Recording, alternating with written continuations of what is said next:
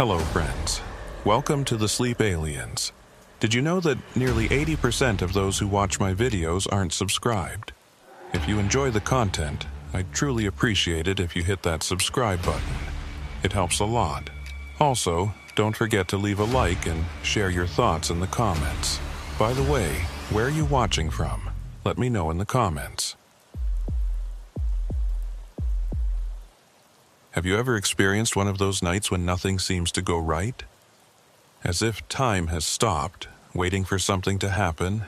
That's how I felt on November 12, 2019, when I saw a light on the Hudson River Bridge. My name is Aaron Michaels, and before that night, I was a night shift security guard at a small industrial park near the town of Beacon in New York. Everything was routine. Nothing exciting ever happened. It was just me, my coffee in a thermos, and raccoons rummaging through trash cans.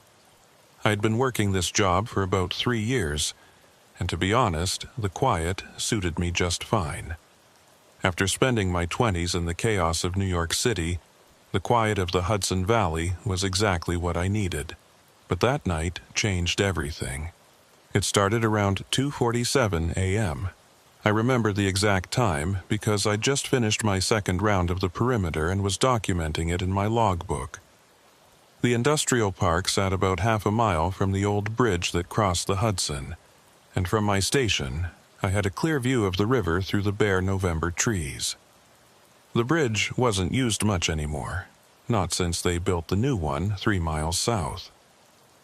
Mostly, it was just local traffic, the occasional truck, and during the day, some fishermen who liked the quiet spots underneath.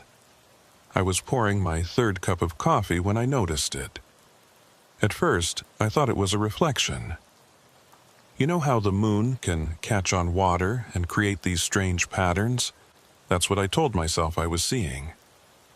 A bright, amber-colored light hovering over the center of the bridge, perfectly still, casting this weird glow on the water below. But here's the thing that made my skin crawl. There was no moon that night. I set down my coffee and grabbed my binoculars. The light was still there, maybe 50 feet above the bridge deck, just hanging in the air like someone had suspended a miniature sun over the river. It wasn't moving, wasn't flickering, just this constant, pulsing glow that seemed to breathe in and out, growing slightly brighter and then dimmer, over and over. My first thought was a drone. Had to be, right? But it was too big, too bright, and way too steady. Drones move, even when they're hovering. They shake a little, drift with the wind. This thing was locked in place like it was bolted to the sky. I watched it for maybe 5 minutes, trying to make sense of what I was seeing. That's when I remembered Sophie. Sophie Delgado worked dispatch for the county sheriff's department, and we'd become pretty good friends over the years. She worked the night shift too, and sometimes when things got really slow, we'd chat over the radio. Nothing romantic, just 2 people trying to stay awake through the dead hours of the night, sharing bad jokes and complaining about the coffee. I grabbed my radio and switched to the frequency we usually used. "Sophie, you there?" Static. I tried again. "Sophie, this is Aaron at the Beacon Industrial Park. You monitoring this channel?" More static, but then, underneath it, something else. A low humming sound that made the hair on my arms stand up. It sounded almost electronic, like when you hold a cell phone too close to a speaker, but deeper, more resonant. "Sophie."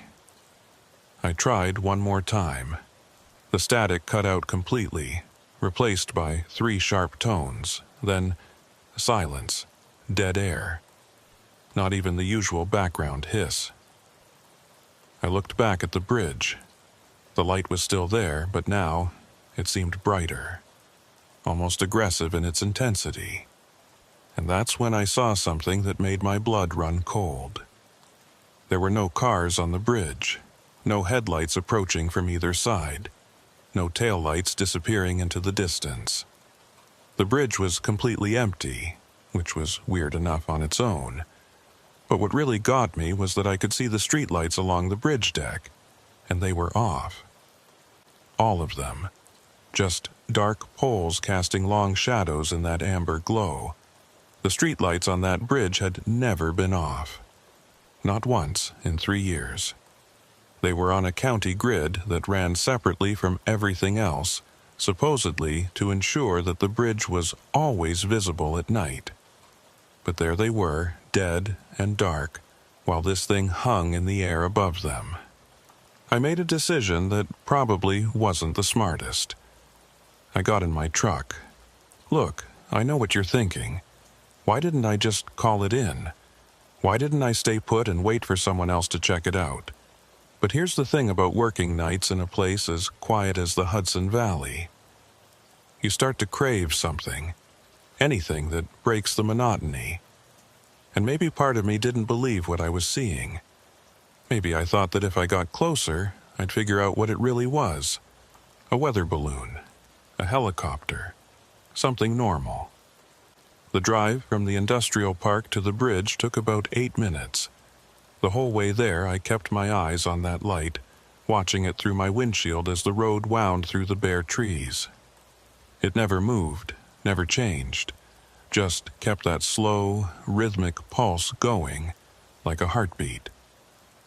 When I got to the access road that led to the bridge, I stopped. My hands were shaking on the steering wheel, and I realized I was sweating despite the fact that it was barely 35 degrees outside. Every instinct I had was screaming at me to turn around, to go back to my nice, safe security station and forget I'd ever seen anything. But I didn't. I drove onto the bridge. The moment my tires hit the bridge deck, everything changed. The temperature inside my truck dropped so fast that my breath came out in thick clouds. The radio, which had been playing soft static, went completely silent. And I mean silent. No hum from the engine. No sound of my tires on the pavement. Nothing. It was like someone had hit a mute button on the entire world. I kept driving, slowly, maybe 15 miles per hour, my eyes locked on that light ahead of me. It was closer now, close enough that I could see it wasn't just a single light. It was multiple lights, maybe 4 or 5 of them, arranged in a pattern I couldn't quite make out, all merging together to create that amber glow. The light was directly over the center of the bridge now, right above the highest point of the arch. I stopped my truck about 100 feet away from it, my heart hammering so hard I could feel it in my throat. That's when I saw the bridge itself. The metal guardrails were glowing.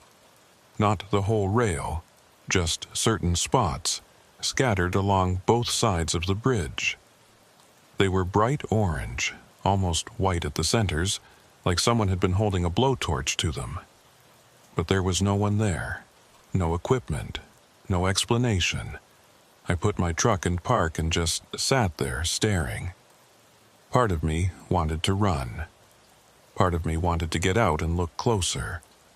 But mostly I just felt this overwhelming sense that I was seeing something I wasn't supposed to see, like I'd stumbled into a room where a conversation was happening that I had no business hearing. The light began to descend. It moved slowly, dropping toward the bridge deck with that same deliberate, controlled movement. As it got lower, I could see it more clearly. The lights were definitely separate now, 5 distinct points arranged in a circle, rotating slowly around a dark center. The amber glow was coming from the rotation, like the lights were leaving trails in the air. I don't know what made me do it, but I grabbed my phone.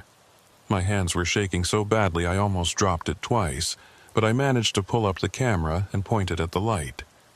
Nothing. The screen was black. Not like the camera wasn't working, but like it was pointing at absolute darkness.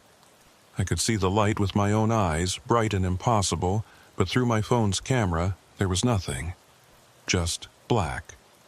I tried again, same result.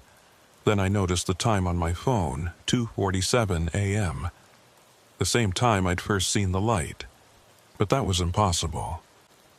I'd driven for 8 minutes, sat here for at least another 5.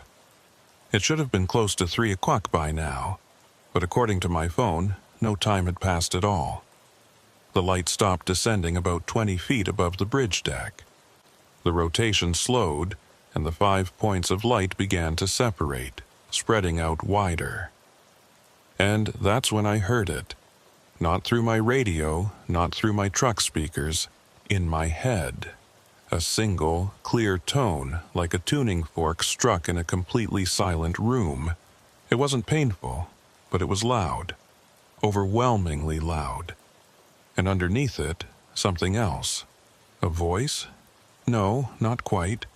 More like the impression of words, the shape of communication without any actual language. It was asking me something. I don't know how I knew that, I just did.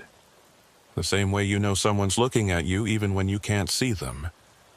The same way you can feel a presence in a dark room. Whatever was in that light, it was aware of me. And it was asking me a question I couldn't understand. My first instinct was to answer. I opened my mouth, but nothing came out. My throat was locked. My tongue felt thick and useless. And then, just as suddenly as it started, the tone stopped. The lights began to rise. They moved faster this time, pulling away from the bridge in a smooth, accelerating motion that defied everything I knew about how things move. 1 second they were 20 feet up, the next they were 100, then 200, then so high I couldn't see them anymore. They didn't fade. They didn't shrink. They just moved so fast they vanished into the night sky like they'd never been there at all. Sound rushed back in. The hum of my truck engine. The wind against my windows. My own ragged breathing. I looked at my phone again. 2:54 a.m. 7 minutes. That's all that had passed according to my phone. But it felt like an hour. It felt like no time at all. I sat there for another 10 minutes, maybe 15, just trying to process what had happened. The glowing spots on the guardrails were still there, cooling from white to orange to dull red. I could feel the heat coming off them even from inside my truck. Finally, I put my truck in drive and slowly made my way across the bridge. I didn't stop to look at the rails. I didn't stop at all. I just drove, eyes forward, hands locked on the wheel, until I was off the bridge and back on solid ground. When I got back to the security station, everything looked normal. My coffee was still sitting on my desk, still warm. My logbook was open to the page where I'd written my last entry. It was like I'd never left. I tried the radio again. "Sophie, you there?" This time, she answered immediately. "Aaron? Yeah, I'm here. What's up?" Her voice was normal, casual, like nothing had happened. Did you hear me calling earlier?" "Earlier? No. This is the first time you've checked in tonight. Everything okay out there?" I paused, unsure what to say. Yeah, everything's fine. Just thought I'd check in. Well, thanks for keeping me company. It's been dead quiet over here. Dead quiet, right. I didn't tell her what I'd seen. I don't know why. Maybe because I was still trying to convince myself it hadn't really happened. Maybe because I knew how crazy it would sound. But I wrote it down.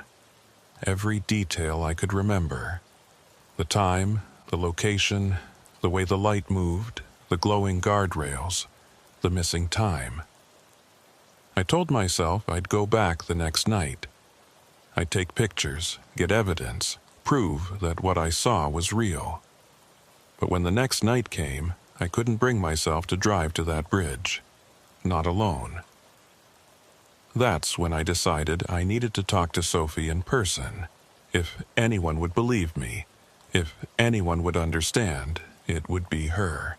I had no idea that Sophie had been dealing with her own experiences, things she'd never told anyone. Things that were about to make my encounter on the bridge look like just the beginning. I waited until my shift ended at 6 a.m. before driving to the sheriff's department. The sun was just starting to come up, painting the Hudson Valley in those soft, early morning colors that make everything look peaceful and normal. But I couldn't shake the feeling from the night before. It sat in my chest like a weight, heavy and cold. The sheriff's department was a small brick building tucked off Route 9, the kind of place where everyone knew everyone and nothing exciting ever happened. I'd been there a handful of times over the years, usually just to drop off incident reports or pick up updated emergency contact lists. But I'd never gone there specifically to talk to Sophie. I found her finishing up her shift, cleaning out her coffee mug in the break room. She looked tired, the way everyone who works nights looks tired, with dark circles under her eyes and that slightly glazed expression that comes from trying to stay alert when your body is screaming for sleep. "Aaron?" She looked surprised to see me. "What are you doing here?" I glanced around. There were 2 other deputies in the room, both of them wrapping up their own night shifts, paying more attention to their phones than to us. Still, I lowered my voice. "I need to talk to you about something. Something weird that happened last night." Sophie's expression changed. It was subtle, just a slight tightening around her eyes, but I caught it. She knew. Somehow, she already knew I was about to say something that mattered. "Let's go outside," she said quietly. We walked to the parking lot, and I noticed she led me to the far corner, away from the building, away from the security cameras. That should have told me something right there. Sophie was always by the book, always careful. The fact that she was taking me somewhere we wouldn't be recorded meant she was taking this seriously before I'd even said a word. "Okay," she said, leaning against her car and crossing her arms. "Tell me." So I did. I told her everything. The light over the bridge, the glowing guardrails, the missing time, the tone in my head, the way my phone couldn't capture any of it. I half expected her to laugh or to give me that concerned look people give you when they think you're losing it. Instead, she just nodded slowly, like I was confirming something she already suspected. "The bridge by Beacon," she said. "The old one." "Yeah, you know something about it?" Sophie looked at me for a long moment, like she was deciding something. Then she sighed. "I've been getting calls about that bridge for 6 months, maybe longer." "What kind of calls?" "All kinds. People seeing lights, hearing strange sounds, finding their cars stopped on the bridge with no memory of how they got there." She paused. "And every single one of them tells me the same thing you just did. The time thing, the missing minutes, sometimes hours." My stomach dropped. "Why haven't I heard about this?" "Because none of it gets reported officially. The sheriff doesn't want it on record. He thinks it's all hysteria, or people looking for attention. And maybe he's right about some of it. But Aaron, I've taken 12 calls in the last month alone. 12. From different people, different times, all describing basically the same thing you just told me." "Jesus," I muttered. "So, what are they? What's causing it?" Sophie shook her head. "I don't know. But here's the thing, it's not just the bridge. There have been reports all over the Hudson Valley, Highland Falls, Cornwall, even up near Kingston, all along the river. Lights in the sky, electrical disturbances, missing time. It's been happening for years, Aaron, since at least the early 1980s. "The 1980s? Are you serious?" "Dead serious. There was a whole wave of sightings back then. Thousands of people reported seeing these massive, V-shaped objects floating over the valley. Silent, slow-moving, covered in lights. The reports went on for years, made national news. There were investigations, documentaries, the whole deal. But then it just sort of faded. People stopped reporting it, stopped talking about it. But I don't think it ever really stopped. I think people just stopped admitting they saw it." I felt that weight in my chest get heavier. "You think what I saw last night was one of those things?" "I don't know what you saw. but I know you're not the first, and you won't be the last." She looked at me seriously. "Listen, I probably shouldn't be telling you this, but there's a group of people who've been tracking these incidents. Locals, mostly. People who've had their own experiences. They meet up sometimes, share information, try to figure out what's going on. You should talk to them." "Is this like some conspiracy theory group? Because Sophie, it's not like that," she cut me off. "These are normal people. Teachers, nurses, construction workers, people who saw something they couldn't explain and want answers, that's all." I thought about it. Part of me wanted to just forget the whole thing, pretend it never happened, go back to my quiet life of checking locks and writing incident reports. But I knew I couldn't. What I saw on that bridge was real, and knowing that other people had seen similar things made it even more impossible to ignore. "Okay," I said finally. "How do I find them?" Sophie pulled out her phone and typed something, then showed me the screen. It was a private Facebook group called Hudson Valley Phenomenon Research. The description was vague, just something about documenting unexplained events in the region. "Request to join. Someone will contact you. Just be careful, Aaron. Once you start looking into this stuff, it has a way of taking over your life. Trust me." There was something in her voice when she said that last part, something heavy and tired. I wanted to ask her what she meant, but before I could, her phone buzzed. She glanced at it and her expression changed. "I have to go, emergency call coming in." She started toward her car, then stopped and looked back at me. "Aaron, that thing you felt, the question in your head, if it happens again, don't try to answer, don't engage with it at all. Just get away as fast as you can." "Why? What happens if I answer?" But she was already getting in her car, and a moment later she was pulling out of the parking lot, leaving me standing there with more questions than I'd started with. I drove home in a daze.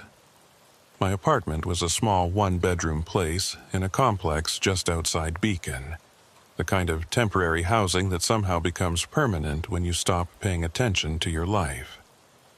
I'd been there for 2 years and still had unpacked boxes in my closet. I should have gone to sleep. I'd been up for almost 24 hours, and I had another shift starting at 10 p.m. But instead, I opened my laptop and sent a request to join that Facebook group Sophie had shown me. The response came faster than I expected. Within an hour, I got a message from someone named Robert Kane. "Thanks for your interest. Before we approve your request, we need to verify you're serious. Have you had a personal experience? If so, please describe it briefly." I stared at the message for a while, then started typing. I kept it short, just the basics. Light over the bridge, missing time, no photos. When I finished, I hit send before I could second-guess myself. 20 minutes later, I was approved to join the group. What I found there was both comforting and deeply unsettling. Hundreds of posts, thousands of comments. People sharing their stories, posting photos that showed strange lights in the sky, comparing notes on locations and times. Some of the posts went back years. Some were from just days ago, and they were all describing the same basic thing. Objects in the sky that didn't move like anything made by humans. Lights that appeared and disappeared without explanation. Missing time. Strange marks on their bodies. Electronic devices failing. And always, that sense of being watched, of being studied. I spent 3 hours reading through posts before I finally managed to fall asleep. My dreams were strange and fragmented. Lights moving through dark water. Voices speaking in frequencies I couldn't quite hear. The feeling of falling, except I was falling up into a sky that had no stars. I woke up at 8 p.m. feeling like I hadn't slept at all. My phone showed 3 missed calls from the security company I worked for, all within the last hour. I called back, expecting them to ask where I was or remind me about my shift. Instead, they told me not to come in. What? Why? The client terminated the contract, my supervisor said. He sounded confused. Effective immediately, said they're going with a different security company. That doesn't make sense. We've been guarding that site for 5 years. Did they say why? No, just that they're making changes. Look, I'm sorry, Aaron. We'll have another post for you by the end of the week, but for now, you're on paid leave. I hung up, a sick feeling in my stomach. The timing was too perfect.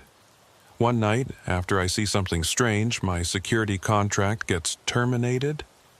That couldn't be a coincidence. I tried to call Sophie, but her phone went straight to voicemail. I left a message asking her to call me back, then sat there in my apartment trying to figure out what to do next. That's when I noticed the message notification on my laptop. Someone from the Facebook group had sent me a private message. Aaron, my name is Dr. Patricia Hamilton. I'm a retired physicist who's been researching the Hudson Valley phenomena for 15 years. I saw your post about the bridge incident. We need to talk. Can you meet me tomorrow at 2 p.m.? There's a diner in Cold Spring called Foundry Dock. Come alone and bring any documentation you have. This is important. I stared at the message. Everything in me was screaming that this was a bad idea. Meeting a stranger to talk about UFOs in a small-town diner? It sounded like the setup for a bad movie. But I also knew I wasn't going to ignore it. Whatever I'd seen on that bridge, it was real. And if this Dr. Hamilton had answers, I needed to hear them. I typed back a simple response. I'll be there. The next day, I spent the morning driving back to the bridge. I don't know what I expected to find. In the daylight, it looked completely normal, just an old, slightly run-down bridge crossing the Hudson River. The streetlights were on. There were a few cars crossing, their tires humming on the pavement. Everything was exactly as it should be, except for the guardrails. I pulled over to the side of the bridge and got out, my heart pounding. The spots I'd seen glowing the night before last were still there. Not glowing anymore, but changed. The metal was warped, melted in perfectly circular patterns about 6 inches across. There were 5 of them, evenly spaced along the eastern rail, each one identical to the others. I ran my hand over one. The metal was smooth, almost glass-like where it had melted, and it was still warm. 40 hours after I'd seen the lights and the metal was still holding heat. I took out my phone and snapped pictures from every angle. Then I noticed something else. In the center of each melted spot there was a mark, a small indentation, perfectly circular, about the size of a dime, like something had been pressed into the metal while it was still soft. I was about to take a closer look when I heard a vehicle pull up behind me. A white pickup truck, no markings, tinted windows. It just sat there, engine running, about 20 feet back from my car. I felt that same prickle of warning I'd felt the other night. Something told me I needed to leave. Right now. I got back in my car and drove away. The white truck followed me for 3 miles before finally turning off onto a side road. Maybe it was nothing. Maybe it was just someone else checking out the bridge. But I didn't believe that for a second. At 1:45 p.m., I pulled into the parking lot of Foundry Dock Diner in Cold Spring. It was a small, old-fashioned place right on the river, the kind of spot that probably hadn't changed much since the 1950s. Through the windows, I could see maybe a dozen people inside, having late lunches or early dinners. I spotted Dr. Hamilton immediately. She was sitting in a back booth, an older woman with gray hair pulled back in a bun, wearing a cardigan and reading glasses. She looked exactly like what you'd expect a retired physicist to look like. comfortable, intelligent, completely harmless. But when she saw me walk in, her expression wasn't harmless at all. It was intense, focused, almost hungry. She gestured for me to sit down, and as I slid into the booth across from her, she leaned forward and said 6 words that changed everything. "They're not studying us. We're being harvested." I must have looked confused because Dr. Hamilton held up a hand. "Let me start over. I'm sorry. I've been doing this for so long I forget that most people don't jump straight into the deep end."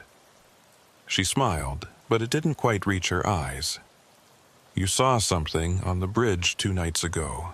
Something that shouldn't exist. And now you're here because you want answers. Am I right?" "Yeah," I said. "That's exactly right." "Good. Then let me ask you something first. When you saw the light, when it was hovering over the bridge, did you feel anything unusual? Any physical sensations?" I thought back. I felt cold, really cold, even though I was in my truck with the heat on. And there was this pressure, like someone was pushing on my chest, but from the inside. Dr. Hamilton nodded, making a note in a small notebook she'd pulled from her purse. "That's consistent with other reports. The cold is likely a side effect of the energy field they generate. The pressure is your body responding to electromagnetic frequencies outside your normal range of perception. Most people describe it as feeling like they're underwater, or like the air has gotten thick. Okay, but what are they? What are they? What am I dealing with here?" She looked at me for a long moment, like she was trying to decide how much to tell me. Finally, she closed her notebook and folded her hands on the table. "The short answer is, I don't know.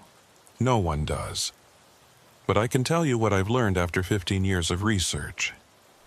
These objects, whatever they are, have been appearing in the Hudson Valley for decades. Maybe longer. The concentrated sightings started in the early 1980s, but when you dig into the historical records, you find reports going back much further. Native American legends talk about lights that danced over the river. Colonial records mention strange fires in the sky that moved against the wind. This has been happening for a very, very long time." A waitress came by and took our orders. I got coffee, not because I wanted it, but because I needed something to do with my hands. When she left, Dr. Hamilton continued. "In 1983, there was a massive wave of sightings. Thousands of people reported seeing a huge, V-shaped object floating over the valley. It was silent, covered in lights, and moved incredibly slowly. Some witnesses said it was as big as a football field. Others said it was bigger. The sightings happened night after night for months. The media covered it extensively. There were investigations, both official and unofficial. But here's the strange part. Despite all those witnesses, despite all that attention, there was never any concrete evidence. No radar tracks that couldn't be explained away. No photographs that weren't dismissed as hoaxes or misidentifications. It's like whatever these things are, they exist right at the edge of our ability to prove they're real." "But they are real," I said. "I saw it. I have pictures of what it did to the bridge. May I see them?" I pulled out my phone and showed her the photos of the melted guardrails. She studied each one carefully, zooming in on the circular indentations in the center of each mark. "This is good," she said quietly. "This is very good. Physical evidence is rare. Most of the time, these encounters leave no trace, or the trace disappears before anyone can document it properly." She looked up at me. "Did anyone else see these marks?" "I don't think so. It's not exactly a busy bridge, and the marks are on the side facing the river. You'd have to stop and actually look at the rails to notice them. You need to go back. Tonight, if possible. Take more pictures, measurements, anything you can document. But Aaron," she leaned forward, Be careful. The fact that you saw what you saw, the fact that you have this evidence means you're already on their radar. Literally. What do you mean? The people who experience these encounters, especially the ones who try to investigate further, often report being followed. Surveilled. There are stories of unmarked vehicles, strange phone calls, jobs suddenly terminating. It sounds paranoid, I know, but it happens too often to be coincidence. I thought about my security contract being terminated, about the white truck that had followed me from the bridge. Yeah, I said quietly. I think that might already be happening. Dr. Hamilton didn't look surprised. Then you need to decide right now how far you want to take this. You can walk away, go home, forget what you saw, live your life. No one would blame you. Or you can keep digging, keep looking for answers. But if you choose that path, you need to understand what you're getting into. This isn't just about lights in the sky. There's something bigger happening here. Something that a lot of powerful people seem very interested in keeping quiet. You said something earlier about harvesting. What did you mean? She hesitated, then pulled out a folder from her bag. Inside were dozens of documents, medical records, maps, timelines, photographs. She spread them out on the table between us. I've been tracking a pattern, she said. People who have close encounters with these objects often report medical anomalies afterwards. Unexplained scars, implants that show up on X-rays, changes in their blood work. And here's what's interesting. When you map out where these encounters happen most frequently, they cluster around certain areas. Areas with unusual geological features, high concentrations of quartz, magnetic anomalies, water sources. She pulled out a map of the Hudson Valley with dozens of red dots marked on it. The dots formed a clear pattern, clustering along the river and spreading out into specific areas on either side. The Hudson River itself is geologically unique. The valley was carved by glaciers, and the bedrock has unusual magnetic properties. There are also underground water systems, aquifers that connect to the river. Whatever these objects are, they seem drawn to these specific locations, and the people who live in these areas have a much higher rate of encounters. So, what's the connection? Why would they care about geology? That's the million-dollar question. My theory, and it's just a theory, is that they're extracting something, not from the Earth, but from the interface between the Earth and the biological systems living on it. Think about it. These encounters almost always involve some form of biological interaction. People experience missing time, which suggests memory manipulation. They report physical examinations, samples taken, and afterwards they often have implants or markers. It's like they're tagging us, tracking us, maybe even altering us in ways we don't fully understand yet. I felt a chill run down my spine. You're saying they're experimenting on people? I'm saying the evidence suggests a long-term, systematic program of interaction that includes what we would call medical procedures. Whether it's experimentation or something else, I can't say. But Aaron, here's what really keeps me up at night. These encounters have been happening for decades, maybe centuries. And they're not random, they're methodical, controlled. Whatever they're doing, they've been doing it for a very long time, and they show no signs of stopping. But why? What's the purpose? Dr. Hamilton gathered up her documents and put them back in the folder. I don't know, maybe they're studying us. Maybe they're preparing for something. Or maybe, she paused, maybe they're not foreign at all? Maybe they've been here longer than we have, and we're the ones who are late to the party. That idea sat in my head like a stone. The thought that these things, whatever they were, might not be visitors but residents. that they might have as much right to be here as we did, maybe more. What should I do? I asked. Document everything. Take photos, write down your experiences, keep track of the times and locations, and join the network. There are others like us, people who've seen things who are trying to understand what's happening. We share information, we watch for patterns, and we try to keep each other safe. Because here's the thing, Aaron, whatever this is, it's accelerating. In the last 5 years, the number of reports has tripled. Something's changing, something's building, and I think we're running out of time to figure out what it is before it reaches some kind of critical point. She wrote something on a piece of paper and slid it across the table to me. A phone number. That's my direct line.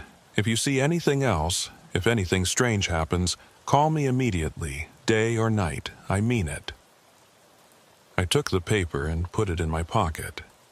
Dr. Hamilton, have you ever had an encounter yourself? For the first time since we'd started talking, her professional demeanor cracked. I saw something in her eyes, pain, loss, fear. Yes, she said quietly. 20 years ago, I saw something over my house in Kingston. A huge triangular object, completely silent, with lights on each corner. It hovered over my backyard for almost 10 minutes, and then there's a gap. 3 hours I can't account for. When I woke up, I was in my bed, fully clothed, and my husband was gone. Gone? He'd gotten up to see what the noise was. I remembered him going outside, but when I woke up, he wasn't there. We found him 2 days later, wandering in the woods 10 miles from our house.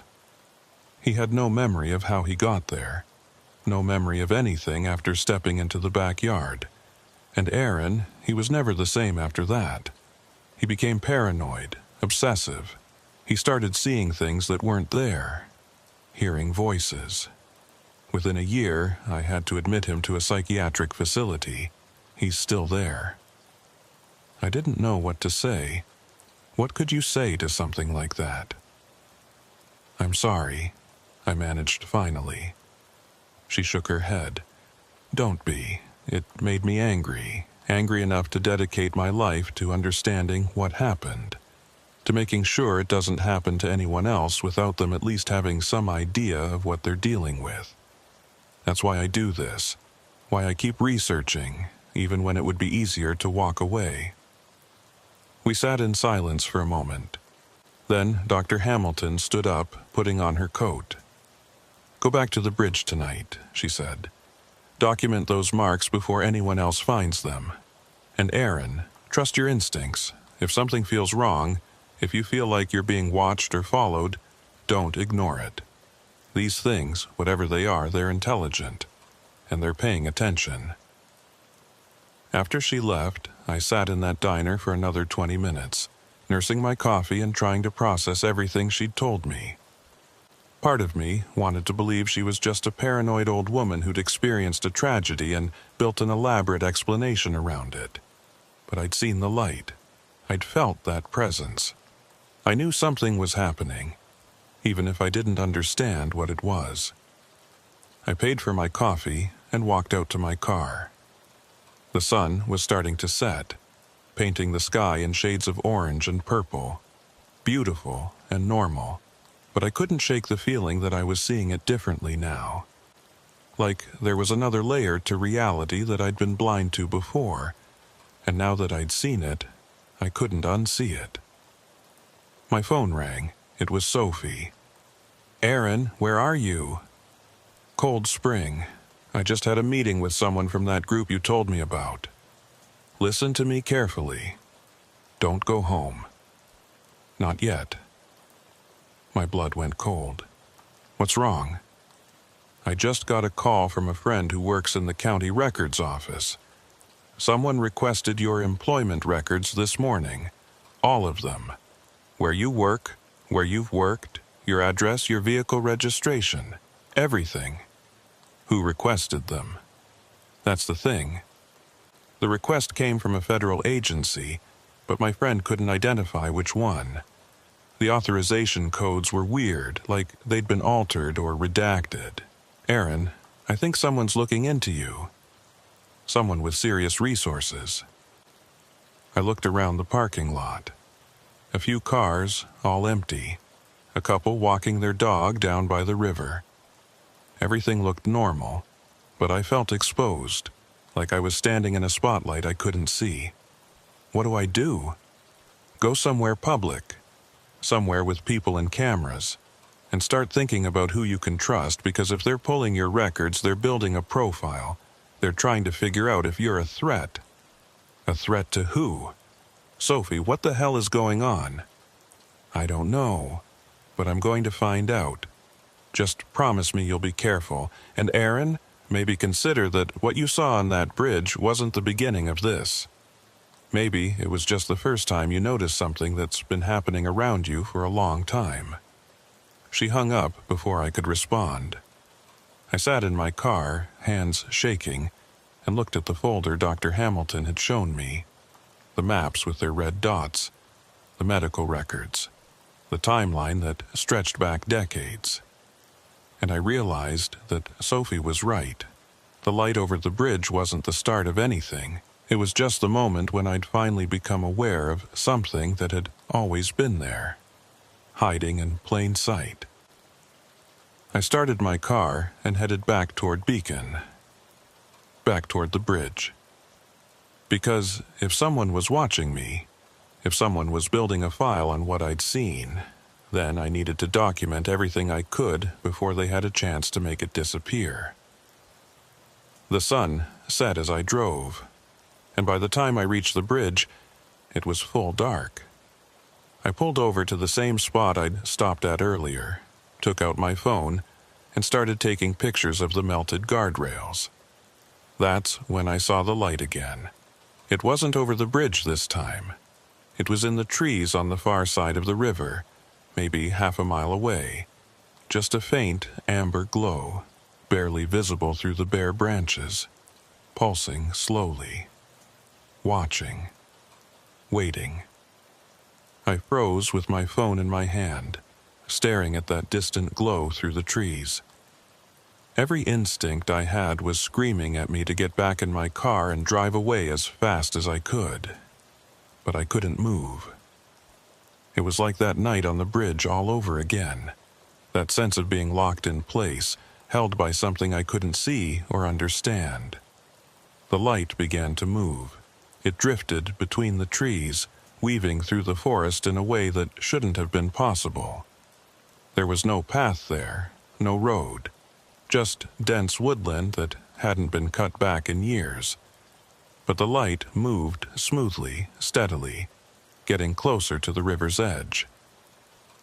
I finally managed to break whatever hold it had on me and got back in my car.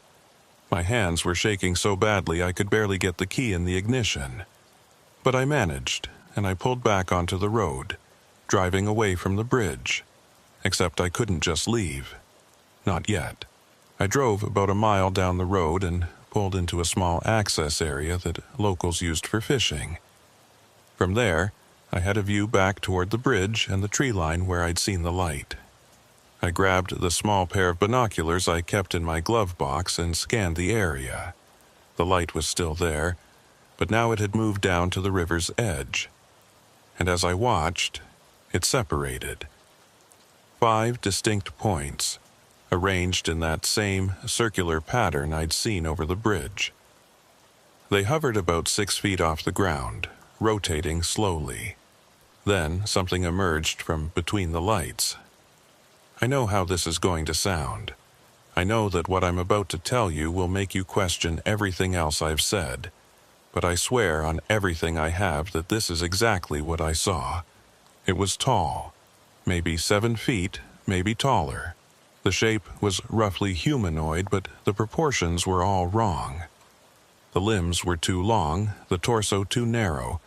It moved with a fluid, almost liquid grace, like it was gliding more than walking. And even at this distance, even in the dark, I could tell it wasn't human. It stood at the water's edge for maybe 30 seconds. Then it raised one of its long arms and pointed. Not at me, at the bridge. More shapes emerged from the tree line, 3, then 4, then more than I could quickly count. Maybe a dozen in total. They spread out along the riverbank, all of them facing the bridge, all of them completely still. I grabbed my phone and tried to take a picture, but just like before, the screen showed nothing. Just darkness. I tried video, same result. It was like my phone couldn't see them at all, even though they were right there, clearly visible to my naked eye. That's when I noticed something else. The lights from the houses on the far side of the river had gone dark. Not all of them, just the ones closest to where the figures were standing. And as I watched, more lights went out, creating an expanding zone of darkness that spread along the riverbank. My phone rang, making me jump so hard I almost dropped it. Sophie's name flashed on the screen. Sophie, where are you right now? Her voice was tight, urgent. Near the bridge, about a mile south. Sophie, there's something. I know, we're getting calls. Power outages all along the river. From Beacon to Cold Spring. The grid's going down in sections. Aaron, whatever you're seeing, I need you to document it, but do not approach it. Do you understand me? Do not get any closer. There are figures. On the riverbank, a dozen of them, maybe more. Silence on the other end. Then, very quietly. Can you see them clearly? Through binoculars, yeah. They're just standing there, watching the bridge. Aaron, I need you to listen to me very carefully. In 1904, during the major wave of sightings, there were 3 nights when multiple witnesses reported seeing figures on the ground. Not in the objects, but on the ground. Each time, the encounters were followed by a 12-hour period of what can only be described as heightened strangeness. Electronics failing, animals behaving erratically, people experiencing lost time. And Aaron, some of those people were never the same afterwards. What do you mean? I mean, they changed. Personality shifts, new abilities. Some of them started experiencing precognitive dreams. Others developed health problems that doctors couldn't explain. It was like whatever they encountered had altered them in some fundamental way. I watched the figures through my binoculars. They still hadn't moved. What do I do? Document what you can from a distance. Then get somewhere safe and stay there until morning. I'm going to make some calls, see if I can get someone official to take this seriously. But Aaron, if those things start moving towards you, you drive away immediately. Don't wait. Don't try to get a better look. Just go. Okay, I will. I'm serious. Whatever they are, whatever they want, it's not worth risking your life for. Promise me. I promise. We hung up, and I went back to watching through the binoculars. The figures had started to move, but not toward me. They were moving along the riverbank in a coordinated pattern, spreading out in both directions from their original position. The lights continued to hover above them, providing that amber glow that somehow didn't seem to illuminate anything beyond their immediate area. I took out a notebook from my glove box and started sketching what I was seeing, noting the time, the locations, the number of figures. If my phone couldn't capture this, I'd do it the old-fashioned way. That's when I noticed something that made my blood run cold. One of the figures had broken away from the group. It was moving through the trees, coming around to my side of the river, coming toward the access area where I was parked. I put down my notebook and started my car, ready to drive away. But I made myself wait. I had to see. I had to know. The figure emerged from the tree line about 200 feet from my car. In the glow of my headlights, I got my first clear look at it. It was humanoid, but only in the most basic sense. The skin, if you could call it that, looked smooth and gray, almost metallic. The head was elongated with large, dark eyes that reflected my headlights like an animal's. No nose that I could see, just a small slit for a mouth. The arms and legs were thin, almost skeletal, but it moved with a confidence that suggested strength. It stopped at the edge of the road and looked directly at my car. Directly at me. And that's when I heard it again. That tone, that question I couldn't understand. But this time there were words underneath it. Not spoken out loud, but appearing in my head like subtitles on a screen. Why do you resist? I don't know if I said it out loud or just thought it, but I responded, "What do you want?" The figure tilted its head, and I felt more words form in my mind. To prepare, to preserve, to ensure continuity. Continuity of what? What comes after? Before I could ask what that meant, the figure raised one long arm and pointed at me. Not threatening, just indicating, like it was marking me somehow. The lights on my dashboard started to flicker. My radio came on by itself, cycling through stations in rapid succession. Outside, the streetlight above my car began to pulse in time with the lights in the trees. Why me? I thought. Why are you showing yourselves to me? You see. You remember. You question. This makes you useful. Useful for what? But the connection was fading. I could feel it slipping away like a dream when you first wake up. The figure was retreating back into the trees, and the tone in my head was growing quieter. Wait. I actually said it out loud this time. I need answers. I need to understand what's happening. The last words I heard were faint, almost lost in the static that was filling my mind. You will understand when the time comes. Until then, watch, remember, prepare. Then it was gone. The figure disappeared into the darkness. The lights in the trees blinked out, and the power came back on in the houses across the river. My dashboard stopped flickering. My radio went silent, and I was left sitting in my car, alone, with my heart pounding and my hands shaking. I grabbed my phone and called Sophie back, but she didn't answer. I tried 3 more times, same result. Finally, I just started driving. I didn't go home. I didn't know where to go. I just drove north along the river, trying to process what had just happened. I'd communicated with it. With them.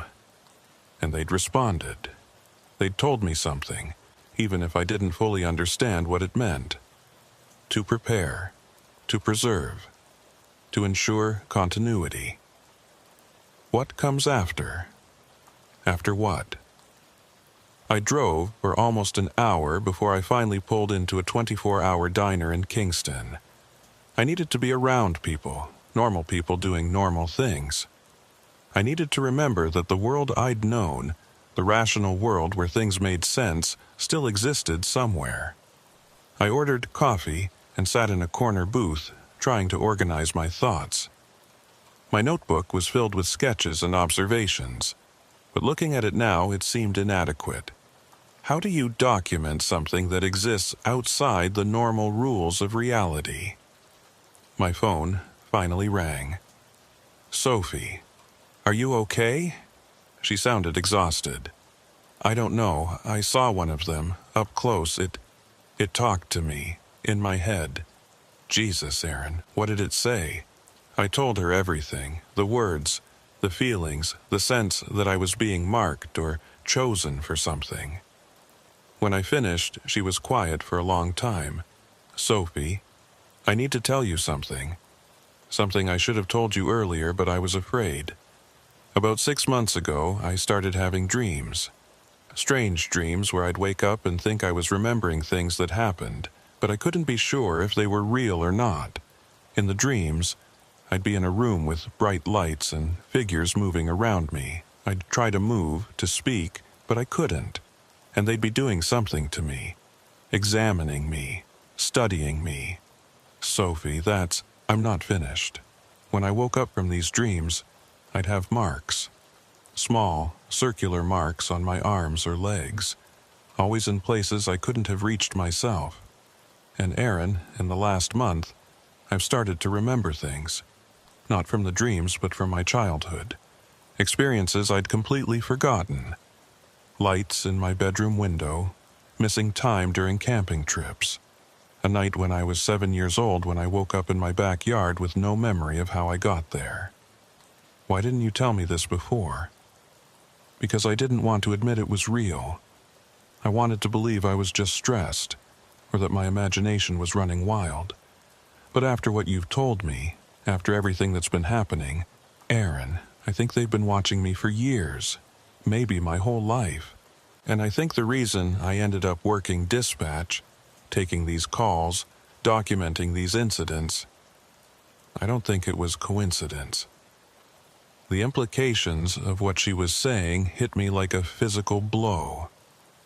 You think they wanted you in that position so you could track the encounters? I think they want people who've had experiences to be aware of each other, to form connections, to build a network, and I think they've been orchestrating it for a long time. I looked around the diner. An elderly couple at the counter, a truck driver reading a newspaper, the waitress refilling coffee, all of them living their normal lives, completely unaware that something vast and incomprehensible was happening all around them. What do we do now? I asked. We do what Dr. Hamilton said. We document everything. We share information. We prepare. Because whatever's coming, whatever they're preparing us for, it's bigger than just a few lights in the sky. It's bigger than any of us realized. Sophie, I'm scared. Yeah, me too. We talked for a few more minutes, making plans to meet up the next day, to compare notes and figure out our next steps. When we hung up, I sat there with my cold coffee and my notebook full of inadequate sketches, and I realized that my life had fundamentally changed. There was no going back to the simple existence I'd had before. No pretending I hadn't seen what I'd seen, hadn't heard what I'd heard. I was part of something now, something that had been unfolding for decades, maybe centuries. And whether I liked it or not, I had a role to play in whatever came next. I left the diner around 3 a.m. and finally went home. My apartment felt different somehow. Smaller, less secure. I checked all the locks, closed all the blinds, and sat on my couch with my laptop. The Facebook group had exploded with activity. Dozens of new posts, all from the Hudson Valley area, all describing strange encounters from the previous night. Power outages, strange lights, missing time, and several people reporting dreams where figures communicated with them about preparation and preservation. It was all connected, all part of the same pattern. I started typing my own posts detailing what I'd seen and experienced.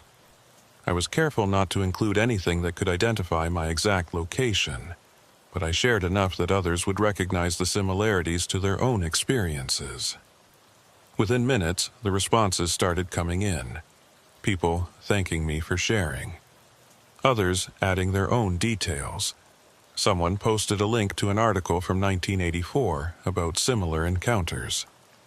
Another person shared a map showing electromagnetic anomalies that corresponded almost exactly to the locations of the most recent sightings. We were figuring it out. Slowly, piece by piece, we were assembling a picture of something that had been hidden in plain sight for far too long. But the more we uncovered, the more questions emerged. Why now? Why was the activity increasing? What were they preparing us for? And most importantly, what role did we play in their plans?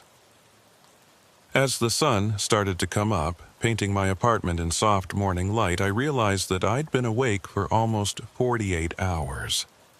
I needed to sleep, but I was afraid of what I might dream, afraid of what I might remember. Still, exhaustion eventually won out. I lay down on my couch, too tired to even make it to my bedroom, and closed my eyes. The dreams came immediately.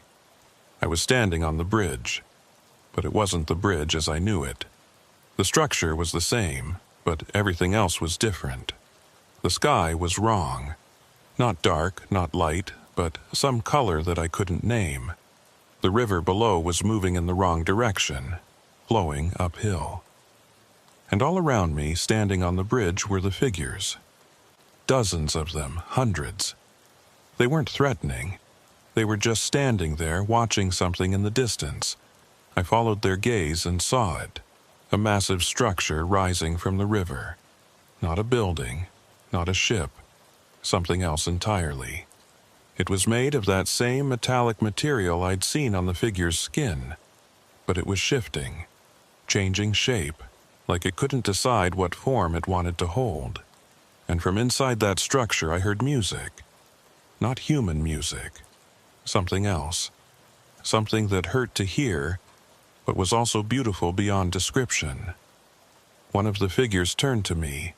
When it spoke, its voice was made up of thousands of voices all speaking in unison.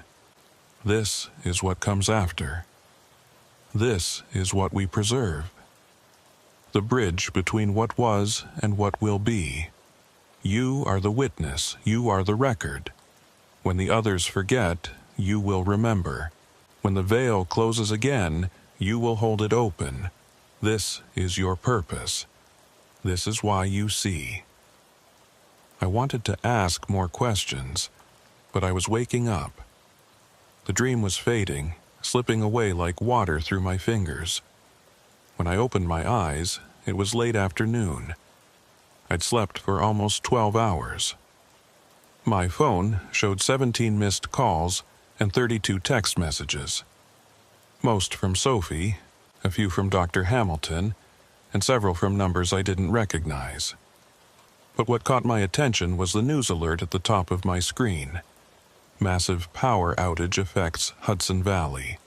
Officials baffled by simultaneous grid failures. I opened the article. The outages had continued throughout the night, spreading from Beacon all the way up to Albany. Thousands of people without power. But here's what was strange. The power companies couldn't find any mechanical failures. The grid just stopped for exactly 12 hours. And then at 6 a.m. it came back on all at once. No explanation, no cause, just 12 hours of darkness across the entire valley. I knew what it was. They'd done something. The figures, the lights, whatever they were, they'd done something major, and they'd done it while I slept, while I dreamed. I called Sophie, and she picked up on the first ring. "Did you see the news?" she asked. "Yeah, it was them. Whatever they're doing, it's escalating. Aaron, we need to meet, today. There's someone I want you to talk to, someone who was involved in the original investigations back in the 1980s. He's been keeping track of patterns, and he says we're approaching a critical point, a convergence of some kind. What kind of convergence? That's what we need to find out. Can you meet me at the rest stop on Route 84 in an hour?" "Yeah, I'll be there." I got up, showered, and tried to make myself look somewhat presentable. As I was getting dressed, I noticed something on my arm. A small circular mark, about the size of a dime, right where the figure had pointed at me. It wasn't a bruise. It wasn't a cut. It was more like a burn, but it didn't hurt. The skin was slightly raised, and when I looked closely I could see a pattern in the center. Geometric. Precise. Like a symbol or a code. I took a picture of it with my phone, and this time it worked. The image was clear, showing every detail of the mark. I was tagged, marked. Whatever they were preparing us for, I was officially part of it now. As I drove to meet Sophie, I kept thinking about the dream. About that massive structure rising from the river. About the voices saying I was meant to witness, to remember, to hold the veil open when others forgot. The sun was setting as I pulled into the rest stop. painting the sky in shades of orange and red, beautiful and ominous at the same time. Sophie was waiting by her car, and standing next to her was an older man I didn't recognize. He looked to be in his 70s with white hair and weathered skin that suggested he'd spent a lot of time outdoors. As I walked toward them, the man looked at me with an expression I couldn't quite read. Recognition, maybe, or resignation. Like he'd been expecting me but wasn't happy about it. "Aaron," Sophie said, "this is James DeMarco. He was a police officer in the valley during the 1984 sightings.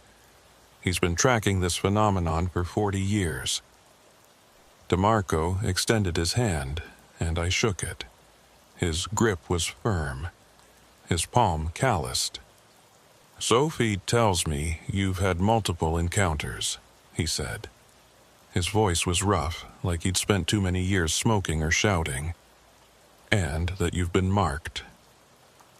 I showed him my arm. He studied the mark carefully, then pulled out a small camera and took several pictures. "This is the 7th one I've documented in the last 3 months," he said. "All different patterns, but all the same general structure. They're identifying people, categorizing them. For what purpose, I still don't know. But it's accelerating. Whatever they're planning, it's happening soon." "How soon?" I asked. He looked out at the darkening sky. "The pattern suggests something significant will occur during the winter solstice. That's 6 weeks away. And based on the level of activity we're seeing now, I'd say whatever's going to happen, it's going to be impossible to ignore. No more shadows. No more plausible deniability. The veil is coming down, whether we're ready for it or not. Then what do we do?" DeMarco looked at me, and I saw something in his eyes I hadn't expected. Hope. We do what humans have always done when faced with the unknown. We adapt, we learn, we survive.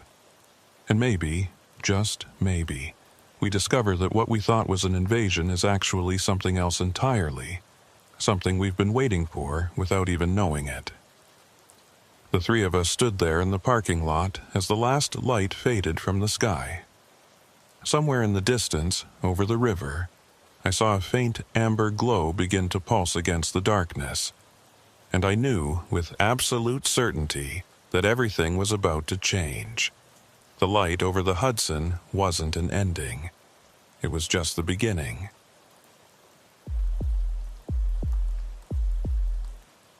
There are places in the Hudson Valley that locals know to avoid after dark. Not because they're dangerous in the traditional sense. No crime, no wild animals, nothing like that. Just a feeling. A sense that something about those places isn't quite right. Beacon Hill was one of those places, and I'd been hearing stories about it for months before I finally decided to see it for myself. My name is Ian Brooks, and in the fall of 2021, I was working as an agricultural inspector for Ulster County. Boring job, mostly. I'd drive around to farms, check on crop conditions, help farmers fill out paperwork for subsidies and grants. Nothing exciting. Nothing that would prepare me for what happened on November 3rd. It started with phone calls. The first one came from Tom Gardner, who ran a dairy farm about 3 miles east of Beacon Hill. He called my office on a Tuesday morning, and I could hear the exhaustion in his voice before he even started talking. "Ian, I need to report something, but I don't want it going in any official paperwork. This is just between us, okay?" I'd known Tom for about 2 years. Solid guy, practical, not the type to waste time on nonsense. If he was calling me instead of going through proper channels, something was wrong. "Sure, Tom, what's going on?" "My cattle won't go near the north pasture anymore. Haven't for the past week.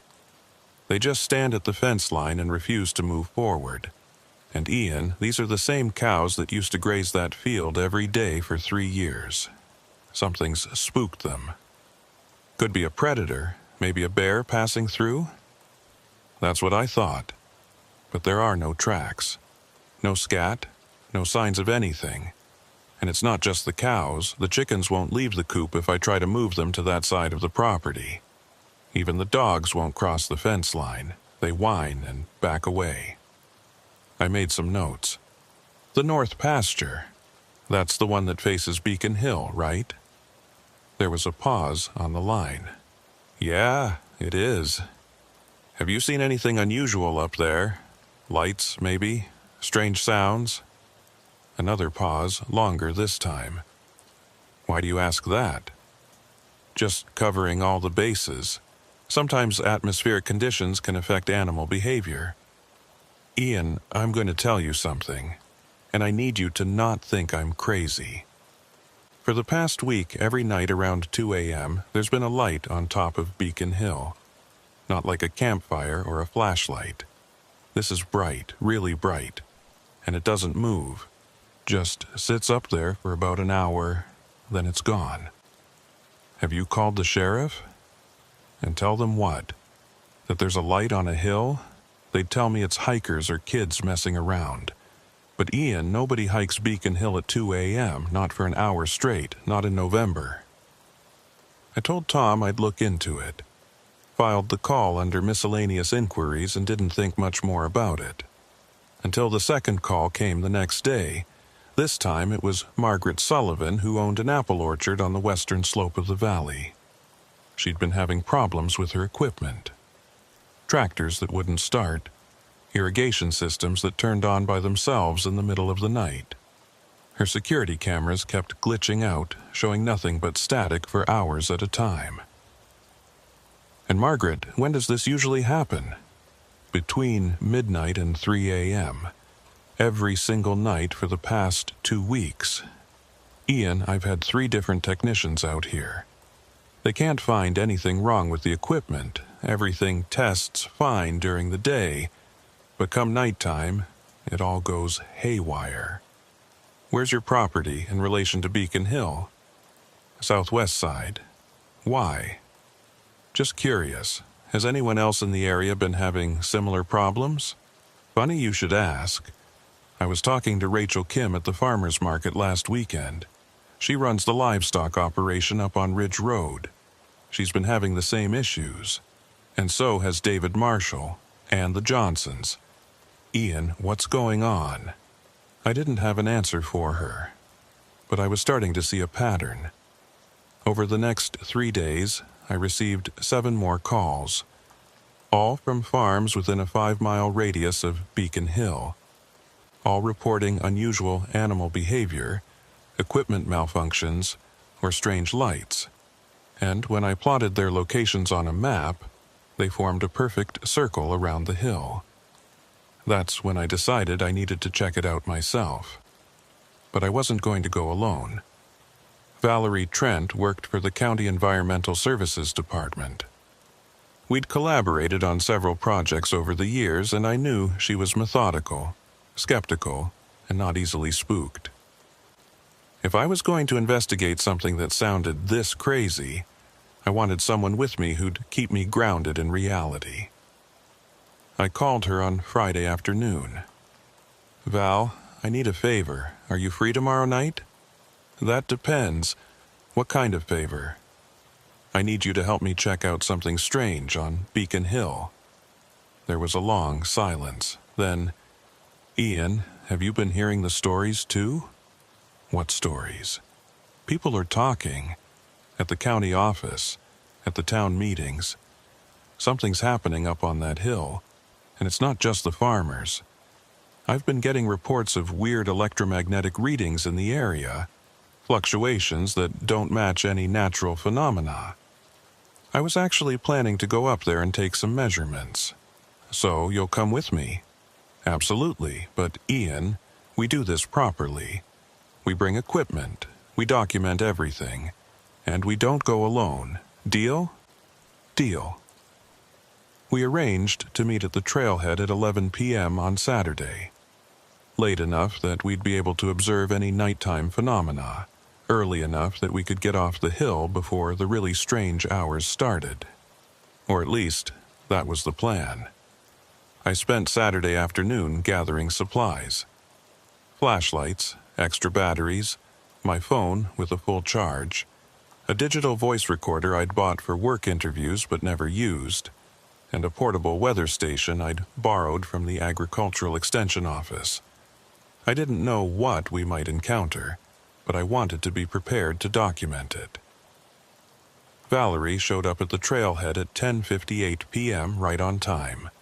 She had her own kit, an EMF detector, a digital thermometer, a compass, and what looked like a professional-grade video camera.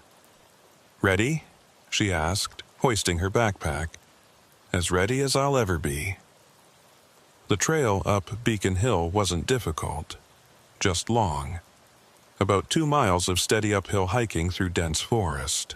During the day, it was a popular spot for locals.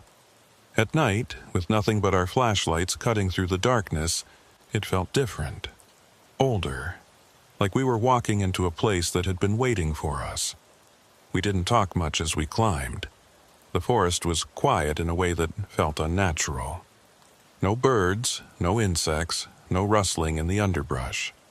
Just our footsteps and our breathing and the occasional crack of a branch under our boots.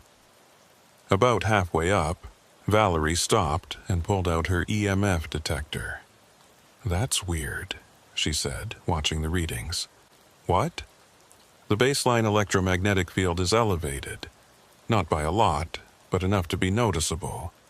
And it's consistent. Usually you'd see fluctuations, variations based on local geology or equipment. But this is just a steady, elevated reading. Is that dangerous? No, it's not high enough to be harmful, but it's unusual, like there's a constant source of electromagnetic radiation somewhere nearby." We kept climbing. The higher we got, the quieter it became, and colder. The temperature had been around 45 degrees at the base of the hill, but by the time we reached the summit, I could see my breath forming thick clouds in the air. The top of Beacon Hill was a clearing, maybe 50 feet across, with a few large rocks scattered around the edges. During the day, you could see for miles in every direction. The Hudson River to the east, the Catskill Mountains to the west, the valley spread out below like a patchwork quilt. But tonight, we couldn't see anything beyond the clearing.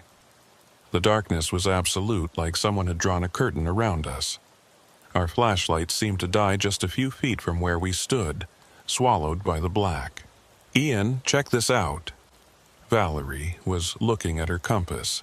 The needle was spinning slowly, unable to find north. She tapped it, shook it, but the needle just kept rotating in lazy circles. "That's not normal," I said. "No, it's not. And look at the EMF readings now." She held up the detector. The numbers were spiking, jumping up and down in irregular patterns. But there was nothing around us. No power lines, no equipment, no explanation for the readings. That's when the wind stopped. I don't mean it died down. I mean it stopped, completely. 1 second there was a gentle breeze moving through the clearing, rustling the trees, carrying the smell of pine and earth. The next second, nothing. The air became perfectly still, like we were standing in a vacuum. "Val, do you feel that?" "Yeah? What the hell?" The silence was oppressive, heavy. It felt like something was pressing down on us from above, making it harder to breathe. I wanted to say something, to break the quiet, but my throat felt tight. Then we saw the lights. 4 of them. White, bright, appearing on the horizon in perfect synchronization. They were far away, maybe a mile or 2, arranged in a horizontal line. As we watched, they began to pulse, one after another in sequence. Left to right, then right to left, then all together. "Are you getting this on camera?" I asked. "Yeah, I'm recording." Valerie's voice was barely above a whisper. The lights continued their pattern for maybe 2 minutes. Then they started to move. Not across the horizon, but toward us. They maintained their line formation, growing brighter as they approached, but moving slowly, deliberately. I pulled out my voice recorder and hit the record button. November 6th, 2021, 12:17 a.m. Ian Brooks and Valerie Trent on Beacon Hill were observing 4 unidentified lights approaching our position from the east. My voice sounded strange in the dead air. Flat, like the sound was being absorbed before it could travel. "Ian, look at the ground." I pointed my flashlight down. We were standing in the center of the clearing, and our flashlights were casting beams on the dirt and rocks. But there were no shadows. The light from our flashlights was illuminating the ground, but it wasn't creating any darkness anywhere. It was like the concept of shadow had stopped existing. "That's impossible," I muttered. "I know. I'm seeing it too." The 4 lights were closer now, maybe half a mile away. And as they got closer, I could see that they weren't moving through the air. They were moving in the air, like they were part of the atmosphere itself, existing in some layer between the ground and the sky. Valerie checked her camera. "I'm getting nothing. The screen shows we're recording, but when I play it back, it's just black, like the lens is covered. Same with my voice recorder." I'd checked the display. The levels were showing activity, showing that it was picking up sound, but when I rewound it and played it back, there was only silence. The lights stopped about 300 feet from us. They hovered there, pulsing in that same rhythmic pattern. And now I could see that they weren't just white. There were colors inside them, shifting and flowing like oil on water, blues and greens and purples that didn't quite look real. "We should document this," Valerie said, but her voice had changed. It sounded uncertain, scared. "How?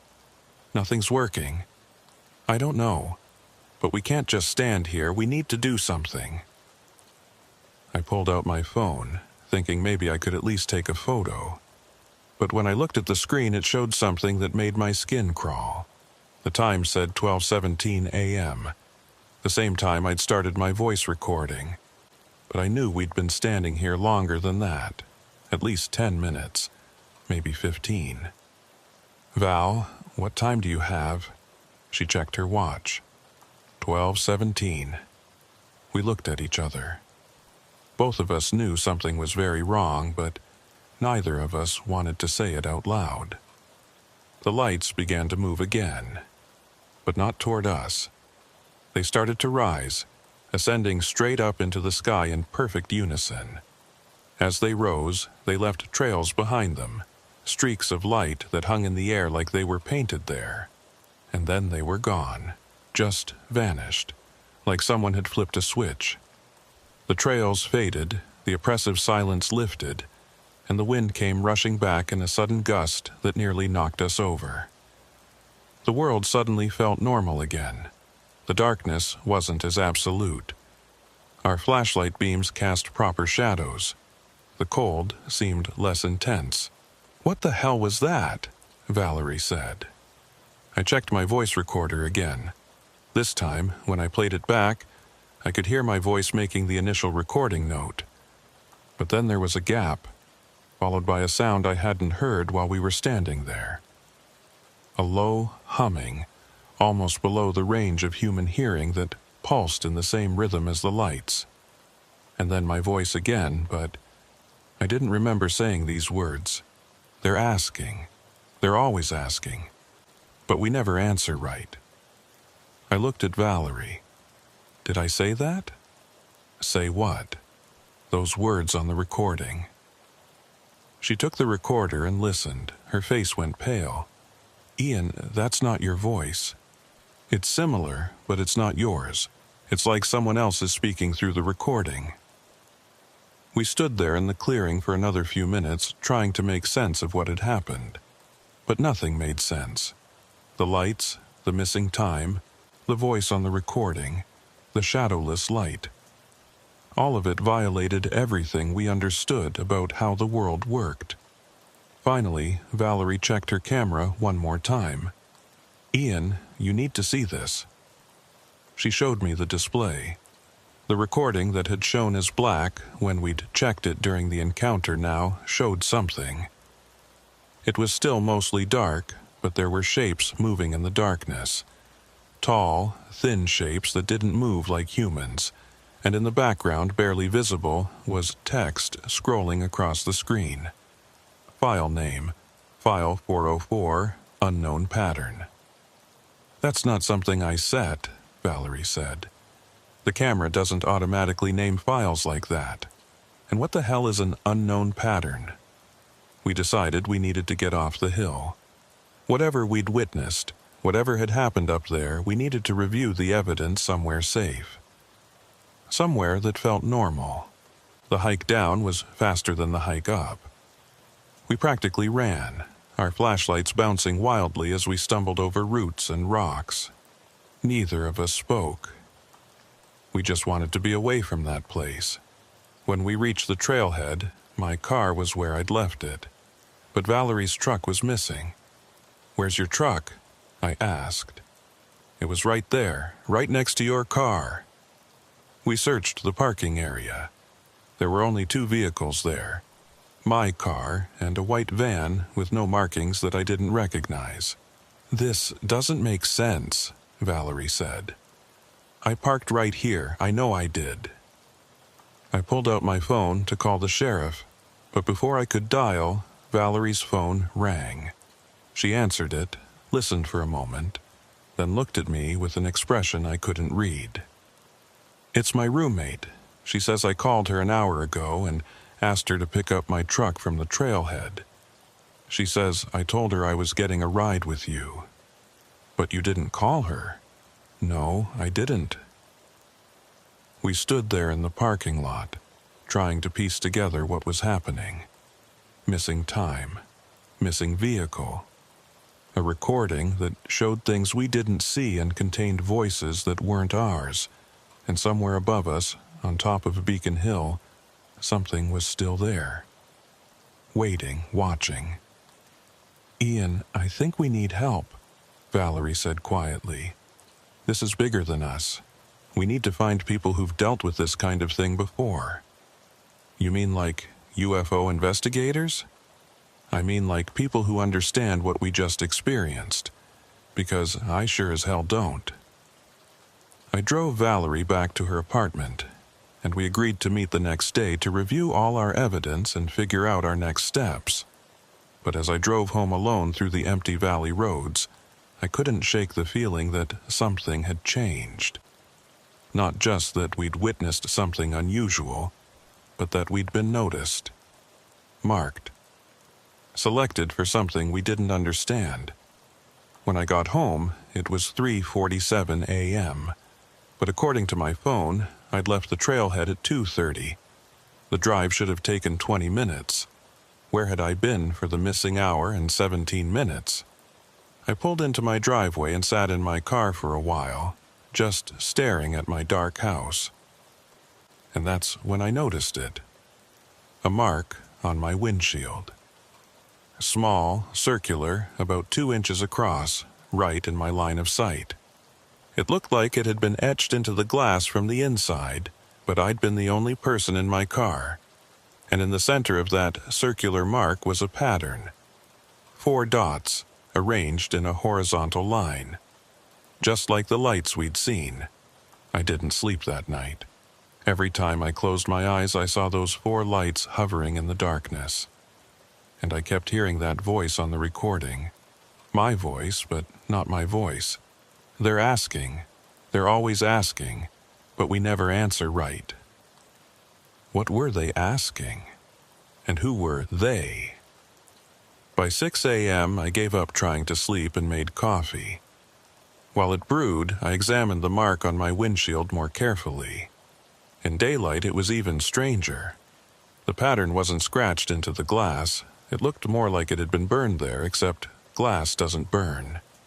It fuses. And this was too precise, too deliberate to be accidental damage. I took photos of it from multiple angles, then went inside and started reviewing the voice recording from the previous night. The humming sound was clearer now that I was listening through headphones. It had a rhythm to it, almost like a heartbeat, but slower. And underneath the humming there were other sounds. Whispers, maybe. Or data being transmitted. It was hard to tell. My phone rang at 8:15. Valerie. "Did you sleep?" she asked. "No, you?" "Not a minute. Ian, I've been going through the camera footage, all of it. And there's something you need to see. Can you come over?" "I'll be there in 20 minutes." Valerie's apartment was in a converted farmhouse just outside New Paltz. When I arrived, she had her laptop set up on the kitchen table, with the camera footage already queued up. "Okay, so here's what I found," she said, not bothering with greetings. The footage that showed as black during the encounter, it actually recorded something. But you can't see it in normal playback. You have to adjust the brightness and contrast way up, and even then, it's barely visible. She hit play. The screen was mostly dark gray, but as I watched, I could make out shapes moving. They were tall, like I'd seen before, but now I could see more detail. They didn't have a solid form. They looked almost translucent, like they were made of smoke or light or something in between. "How many do you count?" Valerie asked. I watched carefully. 4, moving in a pattern around the clearing. They're circling us. That's what I thought too. But watch what happens when I slow it down. She adjusted the playback speed to half.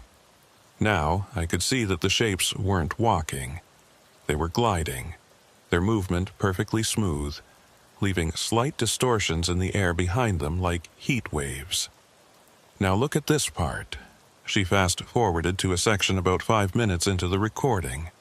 "This is when the lights appeared on the horizon." In the slowed-down footage, I could see something I'd missed before. The lights didn't just appear, they emerged, like they were stepping through from somewhere else, pushing through a barrier that I couldn't see but that was clearly there. "It's like they're coming through a doorway," I said. "That's exactly what it looks like. But a doorway to where?" She showed me more. Frame by frame, she walked me through the entire encounter. And the more I saw, the less sense it made. The shapes seemed to be interacting with something in the clearing, touching or manipulating objects that weren't visible on the camera. At one point, one of them appeared to be examining me, moving around me in a complete circle while I just stood there, oblivious. "I don't remember any of this," I said. "When we were up there, I just saw the lights. I didn't see these shapes at all. Neither did I, but they were there. The camera caught them even if our eyes couldn't." She closed the video file and opened a new folder on her desktop. Inside were dozens of still images she'd extracted from the footage. "Look at these." I enhanced them as much as I could. The images showed the shapes in more detail. They had what looked like heads, elongated and smooth, with dark areas where eyes might be. Their bodies were thin, impossibly thin, like they didn't have bones or muscle. And their hands, if you could call them hands, had too many fingers. 6, maybe 7, all long and delicate. One image showed a shape standing directly in front of me, its head tilted slightly like it was studying me. I had no memory of this moment. But there I was in the frame, standing perfectly still, my face blank, while this thing examined me from inches away. "This is terrifying," I said quietly. "It gets worse. Look at the timestamp on these images." She pulled up the file information. Every single image was marked with the same timestamp, 12:17 a.m. "That's impossible. These images span at least 20 minutes of footage. The timestamp should change. Should being the operative word, but it doesn't. According to the camera, all of this happened in a single moment. Like time stopped, or folded in on itself, or just stopped being linear." I sat back in the chair trying to process this. "Val, What are we dealing with here? I don't know, but I think we need to find out who else has experienced this, because I guarantee we're not the first. She was right. After leaving her apartment, I drove to the county library and started searching through old newspaper archives. If there had been similar incidents in the area, someone must have reported them. What I found was both reassuring and deeply unsettling. The first article I found was from October 1983. Strange lights reported over Beacon Hill. The article described multiple witnesses seeing bright white lights hovering above the hill for several hours. The sheriff's department investigated but found nothing. The lights were dismissed as aircraft or atmospheric phenomena. Then, another article from 1987. Local farmer reports missing time after Beacon Hill encounter. The farmer, whose name was redacted in the archived version, claimed he'd gone up the hill to look for a lost cow and experienced 3 hours of missing time. When he came down, the cow was back in his barn, but he had no memory of how it got there.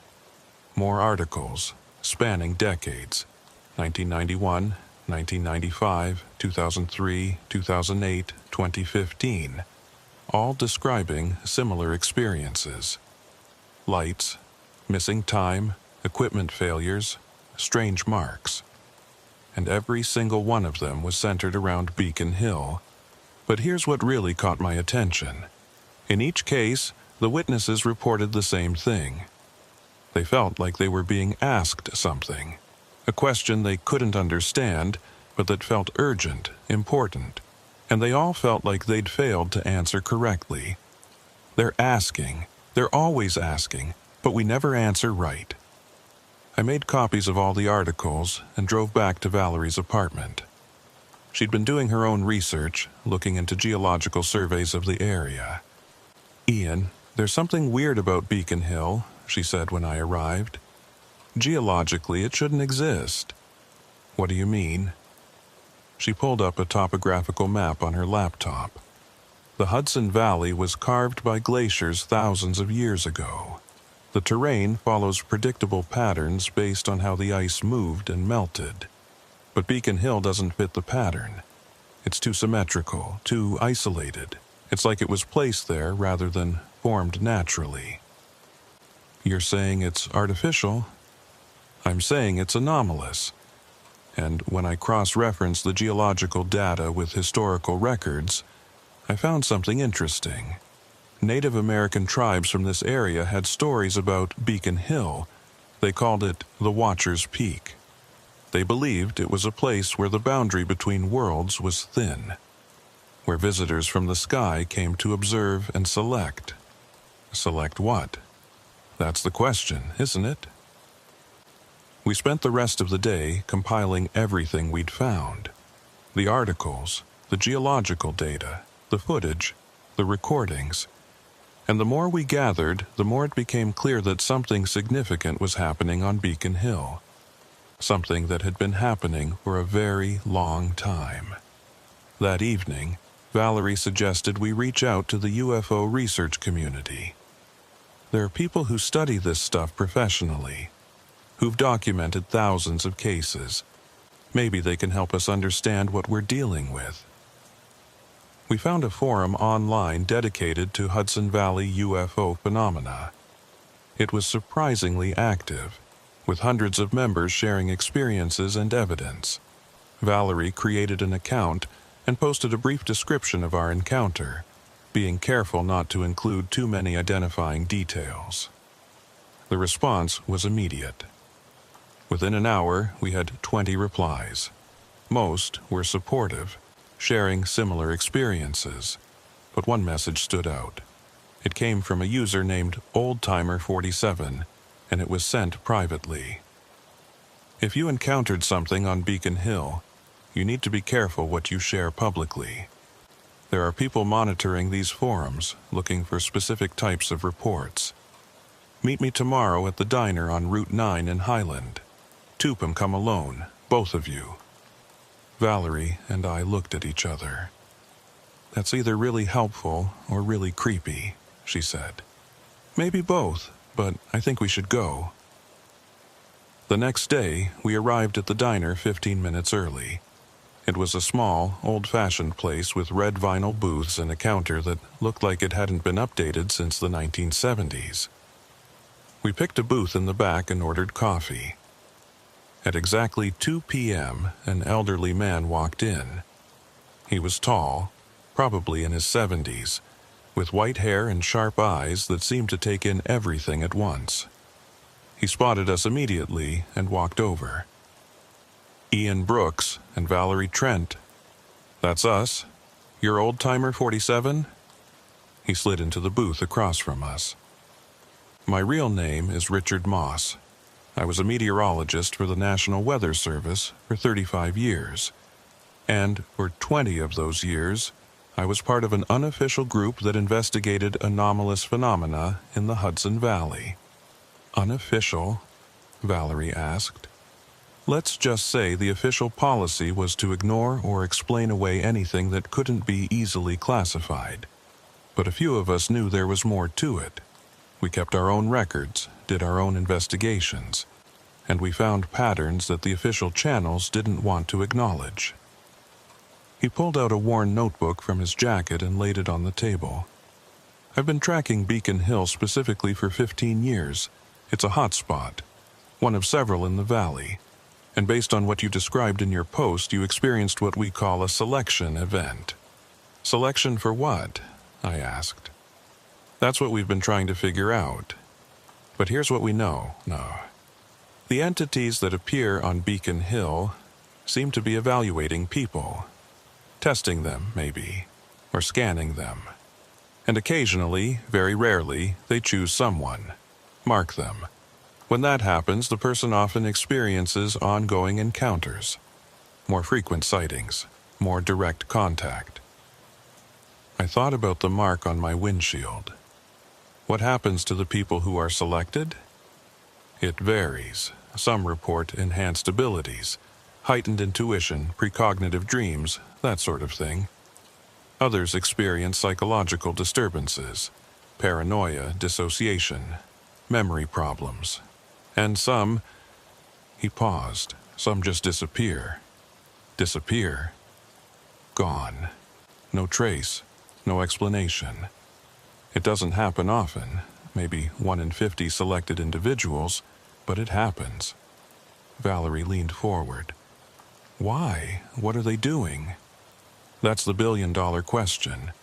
My theory, based on years of observation, is that they're conducting some kind of long-term study, maybe of human evolution, maybe of consciousness, maybe of something we can't even comprehend.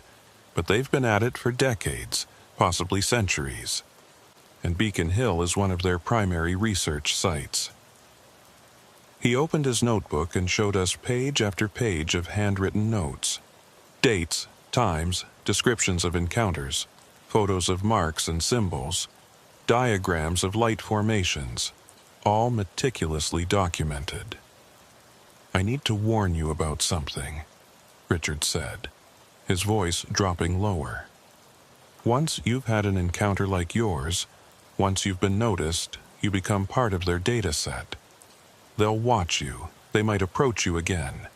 And there are human organizations that are also interested in people like you.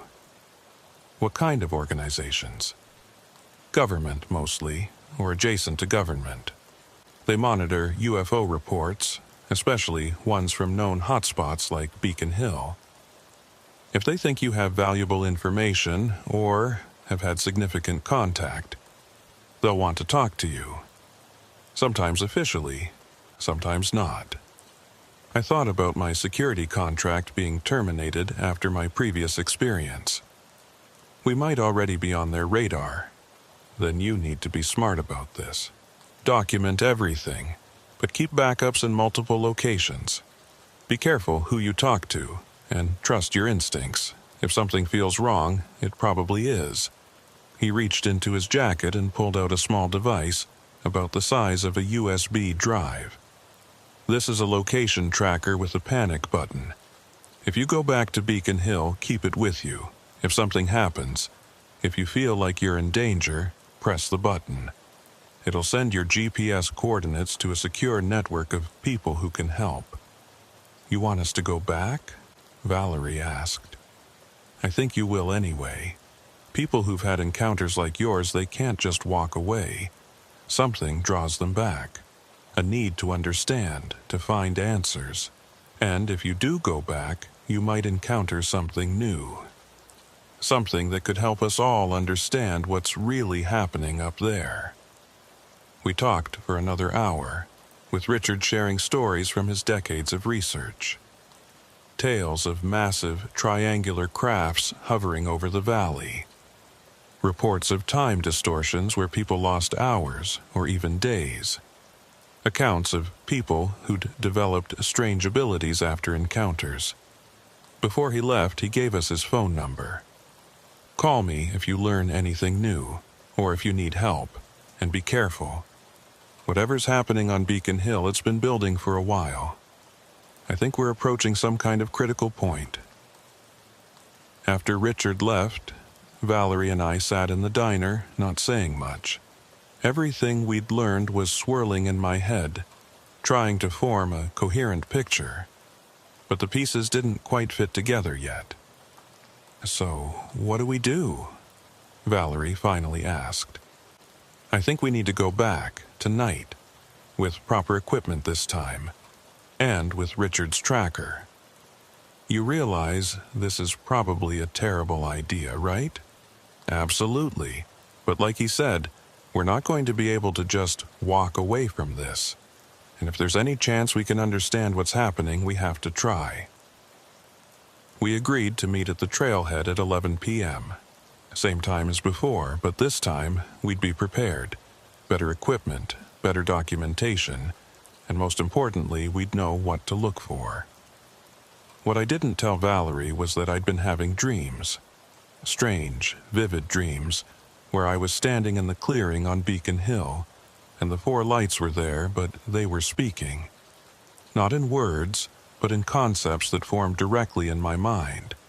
And in these dreams, I understood what they were asking. They wanted to know if we were ready. Ready for what, I didn't know, but I had a feeling I was about to find out. The hours between my meeting with Richard and our planned return to Beacon Hill felt like days. I tried to distract myself with work, but I couldn't focus. Every time I looked at my computer screen, I saw those four lights. Every time I closed my eyes, I felt that oppressive silence. Around 7 p.m., I received an email from an address I didn't recognize. The subject line just said, "You were seen." I almost deleted it as spam, but something made me open it. Inside was a single image, a photograph taken from a distance, showing Valerie and me standing in the clearing on Beacon Hill. The image was grainy, taken with a telephoto lens, but there was no mistaking it was us. Below the image was a single line of text. They're not the only ones watching. I called Valerie immediately. Did you get an email from an unknown sender? Yeah, just now. Ian, someone photographed us up there, someone human. Which means Richard was right. There are other people interested in what's happening on Beacon Hill. Should we still go tonight? I thought about it. Everything in me was saying this was a bad idea, but I also knew we'd come too far to turn back now. Yeah, but we're taking precautions. Tell someone where we're going, set up a check-in time. If they don't hear from us by a certain time, they call for help. Already done. I told my roommate we're going hiking and to expect a text by 2 a.m. If she doesn't hear from me, she calls the sheriff. Good. I'll set up the same thing with my brother. We met at the trailhead at 10:45 p.m. This time, we both had a better equipment. Valerie had brought a second camera with night vision capability. I had a portable battery pack for our phones, a better voice recorder, and Richard's tracking device clipped to my belt. The trail felt different this time. Not physically, but psychologically. We knew what was up there, or at least we thought we did. That knowledge changed everything. Every shadow seemed deeper, Every sound seemed louder. We reached the clearing at 11:47 p.m., according to my phone. Everything looked normal. The rocks were where they should be. The trees surrounded the clearing in their usual pattern. Nothing seemed out of place. "Let's set up the equipment," Valerie said. We positioned her cameras at 2 different angles, both running continuously. I set up the voice recorder on one of the rocks, making sure it had a clear line to capture sound from all directions. Then we waited. Midnight came and went. Nothing happened. 12:30 a.m., still nothing. "Maybe they're not coming tonight," I said. "Or maybe they know we're prepared this time. Maybe they don't like being documented." At 12:47 a.m., the temperature dropped. I'd been checking the portable weather station every few minutes, and the change was sudden. From 42 degrees to 31 degrees in less than a minute. "Val, you feel that?" "Yeah, it's starting." The wind began to pick up, swirling around the clearing in a circular pattern. Leaves and debris lifted off the ground, caught in the vortex. But then, just as suddenly as it started, the wind stopped completely, just like before. The silence descended like a weight. I checked my phone. 12:47 a.m., the same time as when the temperature dropped. I had a sinking feeling that when this was over, it would still say 12:47 a.m. "There," Valerie whispered, pointing. On the horizon, the 4 lights appeared. Same formation, same brightness. But this time they weren't coming toward us. They were just hovering there about a mile away, pulsing in their rhythmic pattern. Then something new happened. A 5th light appeared. This one was different. Red instead of white, and it was moving. Fast.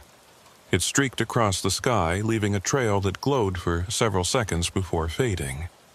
The red light circled the 4 white lights, then shot straight up and disappeared. "Did you get that on camera?" I asked. "I think so. I don't know if it'll show up, but the camera was running." The 4 white lights began to separate, spreading out along the horizon. They formed a wider line, spanning almost 180 degrees of our field of vision, and then they started to pulse in a new pattern. Not in sequence like before, but in what looked like a code. Quick pulses, long pulses, pauses. It repeated 3 times, then stopped. "That's a pattern," Valerie said. "It means something. But what?" Before she could answer, the lights began to move, but not toward us. They started descending, dropping below the tree line until we couldn't see them anymore. "They're landing," I said, "or whatever they do." We stood there, unsure what to do. Part of me wanted to go down there to see what was happening, but a bigger part of me knew that was a terrible idea. Then we heard it, a sound coming from the forest below us. Not mechanical, but not natural either. It was like music, but made from frequencies that shouldn't work together. Discordant and beautiful at the same time. "Ian, look at the equipment." The cameras were still recording, but the LED indicators were flashing in a pattern that matched the light pulses we'd just seen. The voice recorder was doing the same thing. Even our phones, sitting on the rock next to the equipment, were flashing their screens in synchronization. "They're communicating," Valerie said, "using our devices to communicate." I grabbed my phone. The screen showed a message, but not in any app I recognized. It was just white text on a black background. "Query. Ready for integration?" I showed it to Valerie. Her phone had the same message. "What do we answer?" she asked. "I don't know. What does integration mean?" Before we could decide, the message changed. "Query. Understand the pattern." I thought about the light pulses, the sequence they'd formed. Val, you said it looked like a code. Could you recreate it? I can try. She grabbed a notebook and started drawing. Dots and dashes, like Morse code, but in the pattern she'd seen. As soon as she finished drawing, all our devices went dark. Completely off, like the batteries had died simultaneously. The forest went silent. Even the strange music stopped. Then, from directly behind us, a voice, clear and human and impossible, because there was no one there. You're learning. We spun around. Standing at the edge of the clearing was a figure, but not like the ones Valerie had captured on camera. This one looked human. A man, middle-aged, wearing ordinary clothes. He could have been anyone we'd pass on the street. Who are you? I demanded. A translator, the man said. His voice was calm, almost friendly. Someone who can bridge the gap between what they are and what you can understand. Who are they? Observers, researchers, curators. Pick the word that makes you most comfortable. They've been studying your species for a very long time, documenting your evolution, your development. And now they're reaching a critical decision point. About what? The man took a few steps forward. About whether humanity is ready for the next phase, whether you've developed enough to participate in something larger, or whether you need more time. And what happens if we're not ready? They wait. They've been waiting for thousands of years. They can wait longer. But there are signs that suggest the opportunity window is narrowing. That if humanity doesn't achieve certain milestones soon, the chance might pass entirely. Valerie found her voice. Why are you telling us this? Because you asked, not in words, but in your actions. By coming here, by seeking to understand, by documenting and questioning. That's exactly what they're looking for. Individuals who don't simply accept the mystery, but who engage with it, who try to understand. So, this is a test? I asked. Everything is a test. Every encounter, every experience, every choice you make about how to respond. And you've been doing well, better than most. The other people who came here who had encounters, where are they now? The man's expression changed slightly. Some are like you, documenting, questioning, learning. Some have been selected for deeper integration, to serve as bridges between species. And some, he paused, some couldn't handle what they learned. Their minds weren't ready for the truth. They're being cared for, but in a different way. That's not comforting, Valerie said. It's not meant to be. This is serious. The integration of two species, two modes of consciousness is never simple. There are risks, but there are also rewards beyond anything you can imagine. And the lights, the missing time, the equipment failures, I asked. Side effects of the technology they use. Their presence creates distortions in what you perceive as normal space-time. Electronics malfunction because they operate on frequencies that interfere with the fields generated by the observers. And the missing time isn't missing at all. It's compressed. What feels like minutes to you is actually hours spent in a different state of consciousness, learning things your conscious mind can't retain, but your deeper awareness has absorbed. How do we access what we learned? Valerie asked. Through pattern recognition, dreams, intuition. It'll come to you gradually as your mind adjusts to the new information. That's why multiple encounters are necessary. Each one builds on the last, expanding your capacity to understand. The man looked up at the sky. They're going to make direct contact now. I wanted to prepare you first, so it won't be as frightening. But I can't stay. My presence makes the interface more difficult for them. Wait, I said. What should we expect?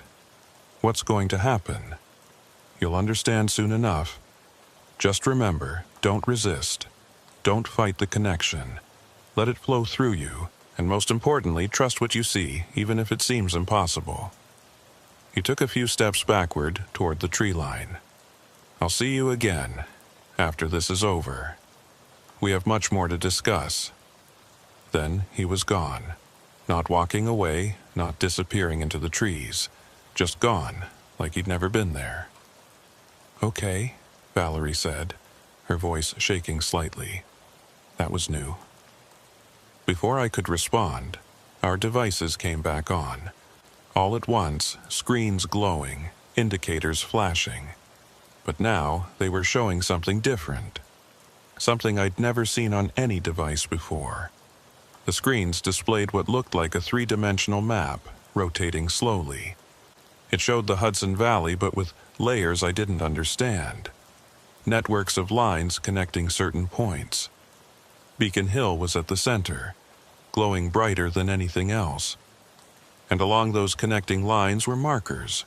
Dates, maybe, or coordinates, or something else entirely.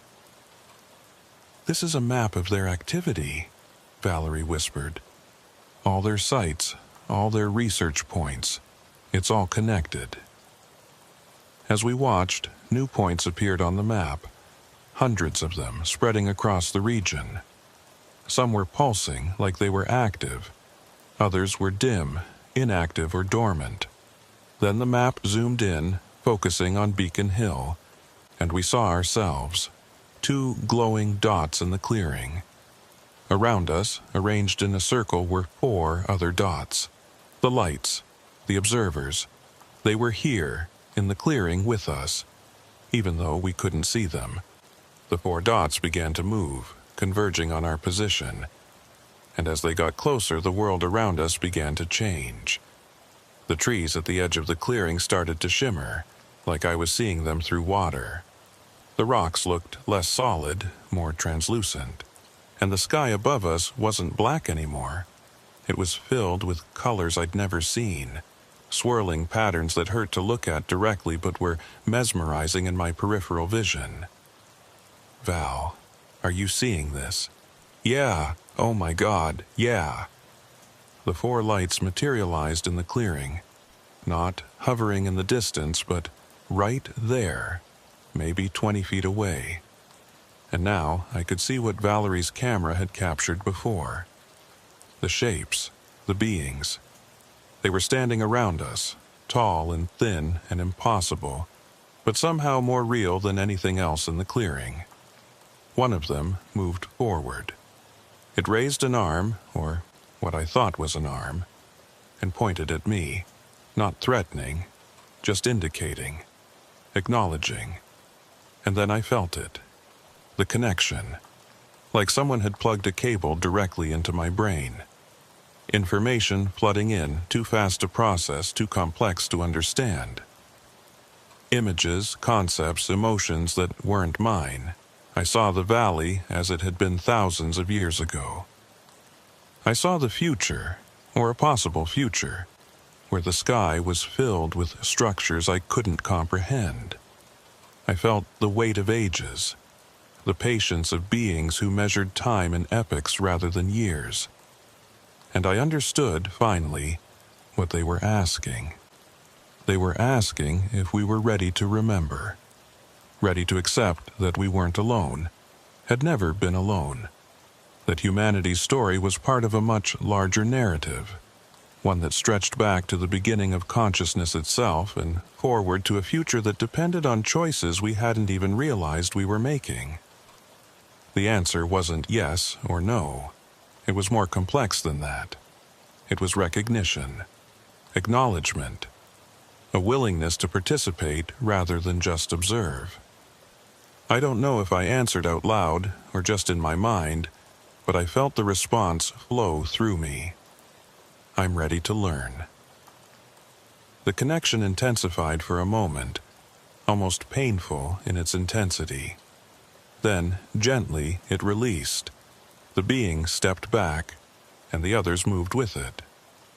They stood there for a moment longer, and I had the distinct impression they were satisfied with something, that we'd passed whatever test they'd been conducting.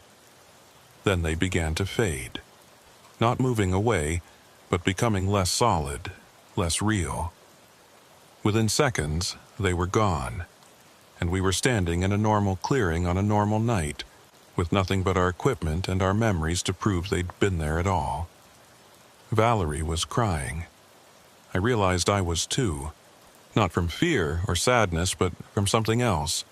Awe, maybe, or relief, or joy at finally understanding, even if only partially, what we'd been experiencing. We stood there for a long time, neither of us speaking. What was there to say? We'd just made contact with something beyond human understanding, and we'd survived. More than that, we'd been accepted. Finally, Valerie checked her camera. It recorded everything, all of it, the lights, the beings, even that man who spoke to us. What time is it? She looked at her watch, then her phone. It's 3:42 a.m. So, we were in that state for almost 3 hours. Or 3 minutes, or 3 days. I don't think time works the way we think it does anymore. We packed up the equipment and started down the trail. The hike felt different this time, lighter, like something heavy had been lifted from our shoulders. We didn't talk much, just walked, letting our minds process what we'd experienced. When we reached the trailhead, both our vehicles were there, exactly where we'd left them. No mysterious disappearances this time. "Ian," Valerie said before getting in her truck. "What do we do with this? With everything we recorded?" "I don't know. Share it maybe. Add it to the research Richard and the others have been doing. But I think we need to be careful. That email we got, the photo, someone else is paying attention." "Agreed. Let's take a few days, review everything we have, and then decide. But Ian, I think this is just the beginning. I think they're going to contact us again." "Yeah, I think so too." I drove home as the sun started to rise, painting the sky in shades of pink and gold. The valley looked different now. Not physically, but in what I knew about it. Every hill, every clearing, every quiet stretch of forest could be a contact point. A place where two species met and tried to understand each other. And Beacon Hill, sitting there in the morning light, wasn't just a geological anomaly anymore. It was a bridge, a place where the impossible became real, where questions were asked and sometimes answered. I didn't know what would happen next, but I knew one thing for certain. My life would never be the same. 3 days passed before Valerie and I met again to review all the evidence we'd collected. 3 days during which I barely slept, barely ate, barely functioned in the normal world. My mind was still processing what had happened on Beacon Hill, trying to integrate the flood of information I'd received during that connection. The dreams were the worst part, or the best part. I couldn't decide. Every night I'd dream I was back in the clearing, but it was different. The beings weren't mysterious anymore. They had names, or at least concepts that served as names. They had history, purpose, emotions that were similar to, but not quite the same as human emotions. And they were showing me things. Patterns in human development that lined up with their interventions. Moments in history where they'd nudged, guided, influenced. They weren't controlling us. They were gardening us, tending to human consciousness like farmers tend to crops, removing obstacles, providing resources, waiting patiently for the harvest. But the harvest of what? That's what I couldn't figure out. When I met Valerie at her apartment, she looked as exhausted as I felt. "Dreams?" I asked. "Constantly. You?" "Same. Are yours teaching you things?" "I'm not sure teaching is the right word. It's more like remembering things I never learned. Information that wasn't there before is suddenly just present in my mind." We sat down and started going through the footage from our second trip to Beacon Hill. Everything we'd hoped to capture was there. The lights appearing, the strange music, the translator man, and most incredibly, the beings themselves. Clear as day on the camera, standing in the clearing with us. "This is going to change everything," Valerie said. "This is proof, undeniable evidence. Maybe people will say it's CGI, fabricated. No matter how good the evidence is, some people will never believe. But some will, and those people will start asking questions, demanding answers." I pulled up the file information for the video. File name, File 404, Unknown Pattern. Just like before. But now there was additional metadata. Coordinates that didn't correspond to our location on Beacon Hill. They pointed to somewhere else entirely. "Val, look at these coordinates." She entered them into a mapping program. The location was in upstate New York, about 50 miles north of us, a remote area near the Catskill Mountains. "What's there?" I asked. According to the map, nothing, just forest. But wait, she zoomed in. "There's a structure, small, unmarked. Looks like it might be an old research station or something. Or a contact point, another place like Beacon Hill."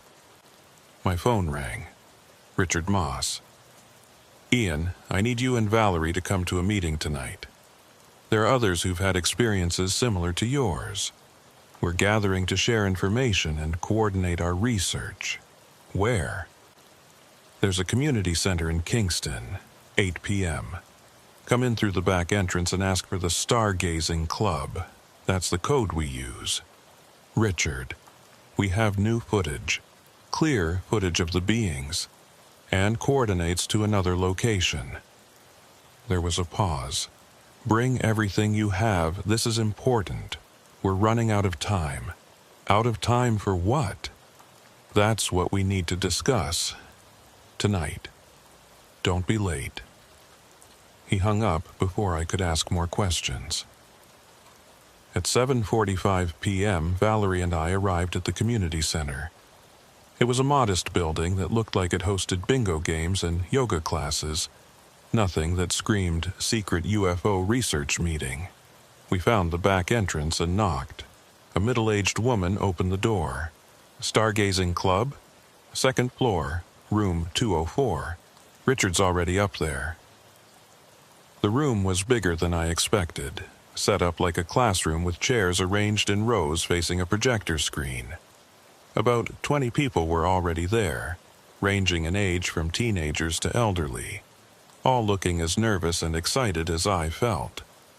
Richard stood at the front of the room. "Good, everyone's here. Let's begin." For the next hour, we listened to stories. Each person in the room had experienced something on Beacon Hill or one of the other contact points in the valley. Missing time, strange lights, direct encounters. Some had physical marks like mine. Others had developed abilities, enhanced intuition, the capacity to sense things they couldn't before. One woman, probably in her 60s, described an encounter from 1983 where she'd been taken aboard what she could only describe as a craft. She'd been examined, communicated with, then returned, with memories that took decades to fully surface. "They told me I was a witness," she said, "that my purpose was to remember and to tell others when the time came. I think that time is now." When it was our turn, Valerie and I shared our experiences and showed the footage. The room went silent as the video played, everyone watching the beings materialize in the clearing. "This is the clearest documentation we've ever had," Richard said when the video ended. "This changes the game, but it also puts you both at risk." "Risk from what?" I asked. "From the people I warned you about, government agencies that monitor UFO activity. They'll want this footage. They'll want to talk to you, and they won't ask nicely." An older man in the back spoke up. There's also the question of what to do with this evidence. Do we release it publicly, submit it to scientific journals, keep it within our community? We need to be strategic, Richard said. A coordinated release, with multiple copies distributed to trusted sources simultaneously. That way, if one copy gets suppressed or confiscated, others are still out there. But before we do any of that, Richard continued, we need to understand what the coordinates mean. Ian, Valerie, would you be willing to investigate that location? With a team this time. Several people, fully equipped, ready for whatever we might encounter. I looked at Valerie. She nodded. We're in. Over the next week, we planned the expedition. 6 of us would go. Richard, Valerie, me, and 3 others from the group who had relevant skills. Michael, a former military communications specialist. Sarah, a biologist with expertise in anomalous phenomena. And David, a tech expert who could handle any equipment failures or electronic issues we might encounter. We set the date for November 20th, exactly 2 weeks after our second visit to Beacon Hill. The location the coordinates pointed to was about a 3-hour drive, with the last hour on rough forest roads. We'd need to go during daylight, set up camp, and wait for nightfall to see if anything appeared. The night before the expedition, I had the clearest dream yet. I was standing in a vast space, not the clearing on Beacon Hill, but somewhere else, somewhere that might not exist in normal physical space. The beings were there, all around me, but they weren't separate entities anymore. They were connected, part of a larger consciousness that I was being invited to join. And they showed me why they were here, why they'd been observing humanity for so long. We weren't the first species they'd encountered. We weren't even the first on Earth. There had been others before us, civilizations that rose and fell, some successfully transitioning to whatever came next, others failing and disappearing. The beings were curators of consciousness, helping guide species through the difficult transition from planetary to cosmic awareness. But the transition was delicate. Move too fast, and a species destroys itself before achieving the necessary maturity. Move too slow, and the window closes, the species becomes locked into a pattern that prevents further evolution. Humanity was at that critical point. The next few decades would determine whether we made the transition or fell back. And the beings were doing everything they could to tip the scales in our favor, working through people like us, individuals who'd been selected not because we were special, but because we were ready to understand. I woke up from that dream with a sense of purpose I'd never felt before. This wasn't just about documenting UFOs or understanding alien encounters. This was about the future of our entire species. And somehow, impossibly, I was part of it. The drive to the coordinates location was uneventful. We arrived at the forest access point around 2 p.m. and began the hike to the specific coordinates. The terrain was rough but manageable. After about an hour, we found it. The structure Richard had seen on the satellite map was there, but it wasn't what we expected. It looked like a small cabin, old but well-maintained. And next to it was a clearing, almost identical to the one on Beacon Hill. "This is another contact point," Sarah said. "Look at the vegetation pattern. It's the same circular arrangement."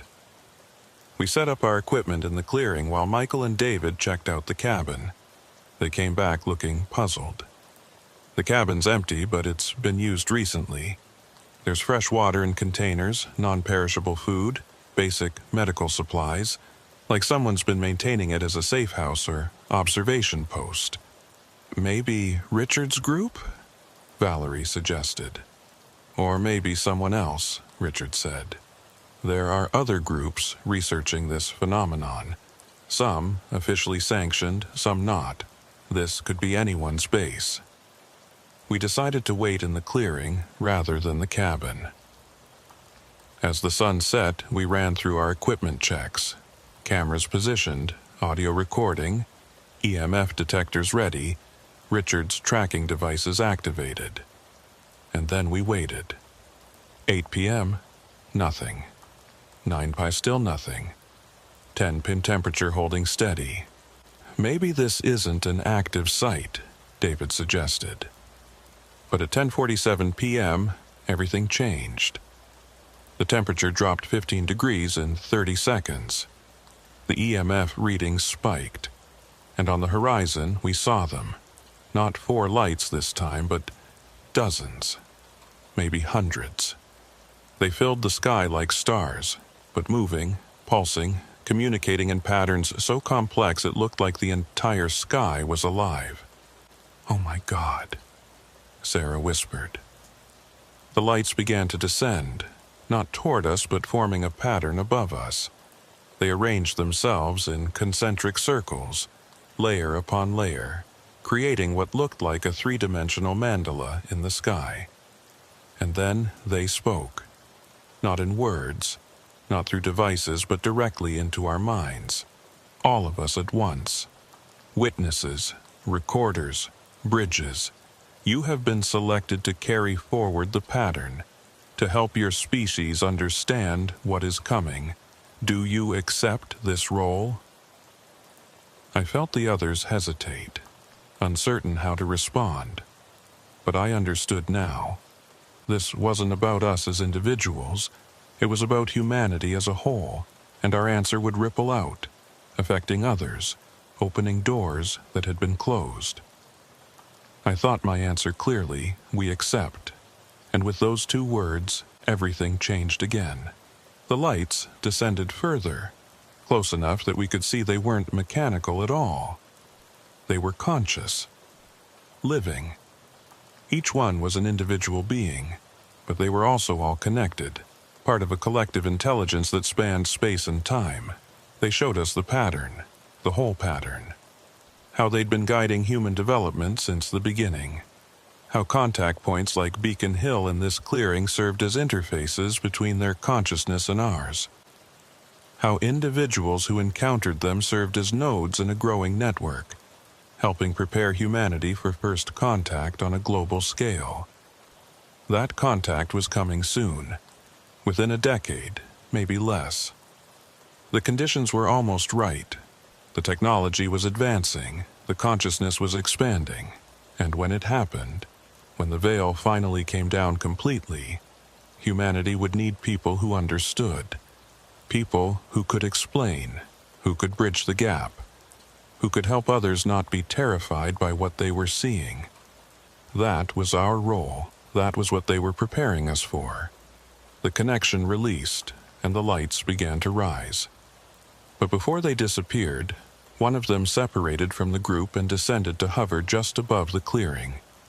It pulsed once, twice, 3 times. And I understood.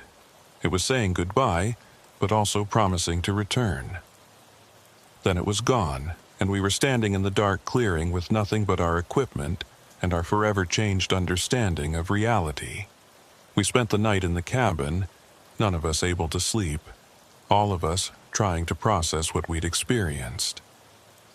The footage, when we reviewed it, had captured everything. The lights, the mandala pattern, even somehow the communication we'd all heard in our minds showed up as waveforms in the audio files. "This is it," Richard said. "This is what we've been working toward for decades. Proof, understanding, purpose." "So, what do we do now?"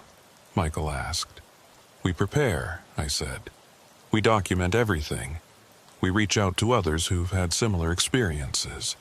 We build the network.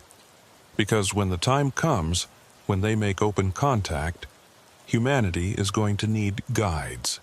People who aren't afraid, who understand, who can help others through the transition." "And if people don't believe us?" Valerie asked. "Some won't," Richard said. "Some never will. But enough will, enough to make a difference. That's all we need." We drove back to the valley as the sun rose, exhausted but energized. Everything had led to this moment. Every encounter, every mystery, every piece of evidence had been building toward this understanding. I thought about the farmers who'd called me weeks ago, reporting strange lights and frightened animals. They'd been the first indicators that something was happening. And now I understood that their experience wasn't random. It was part of the pattern, part of the preparation. A week later, we held a larger meeting. Word had spread through the research community, and people came from all over the Northeast. We shared our footage, our experiences, our understanding of what was happening, and we made a plan. The evidence would be released gradually, posted on secure servers, distributed to trusted media outlets, submitted to scientific journals. Not all at once, but in a way that would allow people to gradually adjust to the reality of contact. We created a website, a central repository for encounters, evidence, and resources. Within a month, we had thousands of visitors. Within 3 months, tens of thousands. People sharing their own experiences, realizing they weren't alone, weren't crazy. And the encounters continued, not just at Beacon Hill, but all over the valley, all over the world. The beings were making themselves known, slowly, carefully, preparing humanity for what was coming. I still work as an agricultural inspector, but now I have a second job. I'm part of the network, helping people who've had encounters understand what they've experienced, providing resources, documentation, support. Valerie does the same with her environmental work, looking for other contact points, mapping the pattern, and Richard, at 78 years old, has finally seen his life's work vindicated. The phenomenon he documented for decades is now undeniable, and he's become a mentor to a new generation of researchers. But more than anything, I think about that night on Beacon Hill. The moment when the wind stopped, the lights appeared, and everything I thought I knew about reality shifted. I think about the pattern, the purpose, the connection, and I wait for the day when the contact becomes open, when humanity as a whole experiences what we've experienced. When the question isn't, are we alone, but how do we participate in this larger community? That day is coming. The beings have shown us that. And when it arrives, we'll be ready. Because we've been prepared. We've been selected. We've been given the tools to help guide humanity through the most important transition in our species' history. The light over Beacon Hill wasn't just a mystery to be solved.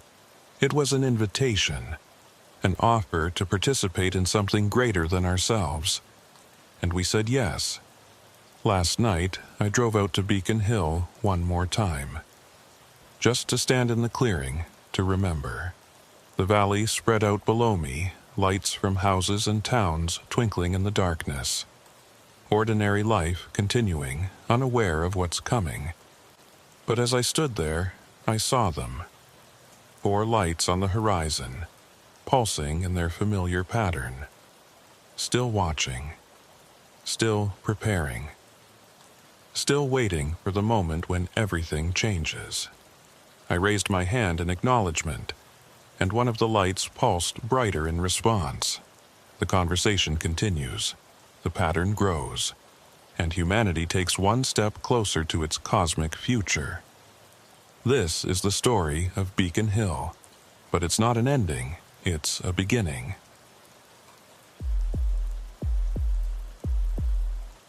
Some nights stay with you forever. Not because of what happened, but because of what didn't. The silence where there should have been screaming. The emptiness where there should have been answers. August 14th, 2022, was one of those nights, and I've been trying to make sense of it ever since. My name is Raymond Cole, and I work as a park ranger for the Hudson Valley Conservation District. It's a quiet job, mostly. I patrol the riverbanks, check on campsites, make sure people aren't trashing the natural areas. Nothing exciting, Nothing that would prepare me for what happened that night at Riverside Beach. It started with a phone call around 10:30 p.m. I was at home, off duty, when my phone rang. Emily Shaw. I'd known her for about 3 years, ever since she'd moved to the valley to teach biology at the community college. We weren't close friends, but we ran in the same circles, both of us outdoor people who loved the river. "Raymond, sorry to call so late. Are you working tonight?" "No, I'm off. What's up?" "I'm at Riverside Beach with some friends. We were planning to do some night swimming, but now I'm not sure it's a good idea. The water looks weird." "Weird how?" "It's hard to explain. It's just glowing, kind of. Not bright, but there's this faint light coming from under the surface, and it's warm, really warm, like bath water." I sat up. The Hudson River doesn't glow, and it definitely doesn't get warm in August. Even in the middle of summer, the water stays cold because of the deep currents coming down from the mountains. "Em, where exactly are you?" "The main beach, near the boat launch. My friends want to go in anyway, but something feels off. I was hoping you could come take a look, tell us if it's safe. Stay out of the water until I get there. I mean it. Don't let anyone go in." "Okay, hurry though. They're getting impatient." I threw on my ranger uniform and grabbed my equipment bag. The drive to Riverside Beach took about 15 minutes, and the whole way there I kept thinking about what could cause water to glow and heat up. Algae bloom maybe, chemical spill, but neither of those explanations felt right. When I arrived at the beach, I found Emily standing by the water's edge, alone. The parking lot had 3 cars, but I didn't see anyone else. "Where are your friends?" I asked, walking up to her. "They went in." Her voice was flat, emotionless. "About 10 minutes ago, I tried to stop them, but they said I was being paranoid. Emily, I told you. I know. I'm sorry. They wouldn't listen." I looked out at the river. The surface was smooth, almost glassy, and she was right. There was a faint glow coming from beneath the water, a pale, greenish-blue light that pulsed slowly, like a heartbeat. I'd never seen anything like it. "How many people went in?" 4. Jake, Melissa, Trevor, and Sarah. They swam out about 100 yards and said they were going to dive down to see what was causing the light. "How long ago?" She checked her phone. 12 minutes. That was too long. Even experienced swimmers wouldn't stay under for 12 minutes. I grabbed my flashlight and shone it across the water, looking for any sign of them. Nothing. Just that smooth, glowing surface. "Emily, call 911, right now." While she made the call, I kicked off my boots and started wading into the water. The temperature hit me immediately. She wasn't kidding. The water was warm, almost hot, like someone had turned the river into a bathtub. And the glow was brighter up close, illuminating my legs as I walked deeper. About 20 feet from shore, I stopped.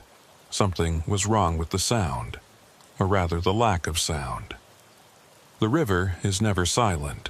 There's always the rush of current, the lap of waves against the shore, the sounds of fish and insects. But now, there was nothing. Absolute silence, like someone had pressed a mute button on the world. Then I heard it, a low hum coming from underwater. It was barely audible, more felt than heard, vibrating through the water and into my bones. And underneath that hum, there was something else, a rhythm, a pattern, almost like language, but not quite. "Raymond," Emily's voice broke through the silence. "Get out of the water, now." I turned and saw her standing on the beach, her phone pressed to her ear, pointing at something behind me. I spun around and saw what she was pointing at. About 50 yards offshore, the water was moving. Not flowing, but rising.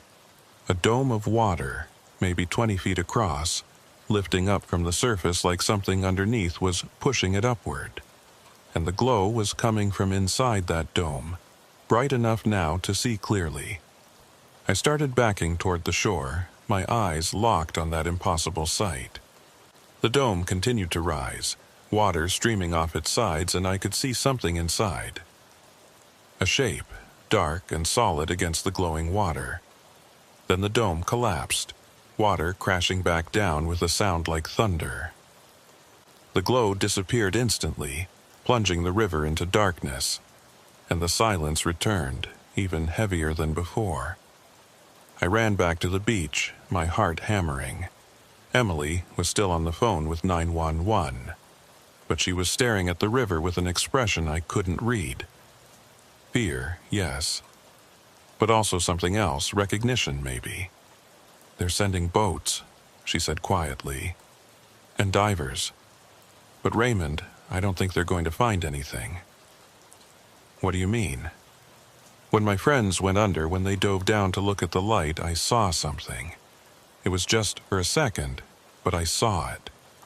There was something down there, something big, and it was moving toward them." The sheriff's Marine unit arrived 20 minutes later, along with an ambulance and what looked like half the local volunteer fire department. They launched 2 boats and sent divers down, searching the area where Emily's friends had disappeared. I stood on the beach with Emily, wrapped in emergency blankets someone had given us, watching the lights from the boats sweep back and forth across the dark water. The river looked normal now. No glow, no warmth, no strange sounds, just cold, dark water flowing south toward New York City. After 3 hours, they called off the search. They'd continue in the morning when they had better visibility, but the reality was obvious. 4 people had gone into the Hudson River and hadn't come back out. The official assumption was drowning, though nobody could explain why 4 experienced swimmers would all drown simultaneously in calm water. I gave my statement to the sheriff, told him about the warm water, the glow, the dome that had risen from the surface. He wrote it all down, but I could see in his eyes that he didn't believe me. He thought I was in shock, seeing things that weren't there. Emily gave her statement too, but she didn't mention seeing anything beneath the water. When I asked her about it later, as we sat in my truck waiting for permission to leave, she just shook her head. "If I tell them what I really saw, they'll think I'm crazy. And maybe I am, maybe we both are." "What did you see, Em?" She was quiet for a long moment. Then very softly, "It wasn't a creature. It was a machine. Something mechanical, but not like any machine I've ever seen. It was smooth, curved, covered in lights, and when my friends swam down to it, when they got close enough to touch it, something reached out and pulled them inside. Not violently, almost gently, like it was welcoming them." "Why didn't you tell the sheriff?" "Because they'll never find it. Whatever it was, it's gone now. I could feel it leave, like a pressure being released. It took what it wanted and left." I wanted to argue, to tell her she was wrong, that the divers would find her friends alive and well, that there was a rational explanation for everything. But I couldn't, because deep down I believed her. I'd felt that same pressure, that same sense of presence and then absence. They let us go around 3 a.m. I offered to drive Emily home, but she said her car was still in the parking lot. Before she left, she grabbed my arm. "Raymond, whatever that thing was, it was communicating. That hum we heard. It was trying to talk to us. And I think my friends understood it. I think that's why they went to it, because it called them." I drove home as the sun started to rise, too wired to sleep. My mind kept replaying those 12 minutes. The warm water, the glow, the dome rising from the surface. And Emily's words. It called them. When I got home, I tried to sleep but couldn't, Every time I closed my eyes, I saw that dark shape inside the glowing dome. Every time I started to drift off, I heard that hum, that underwater language I couldn't understand but somehow felt was important. Around 9 a.m., my phone rang. Sheriff Martinez. "Raymond, I need you to come back to Riverside Beach. We found something." "The swimmers." "No, something else. I can't explain it over the phone. You need to see this." I drove back to the beach, exhausted and anxious.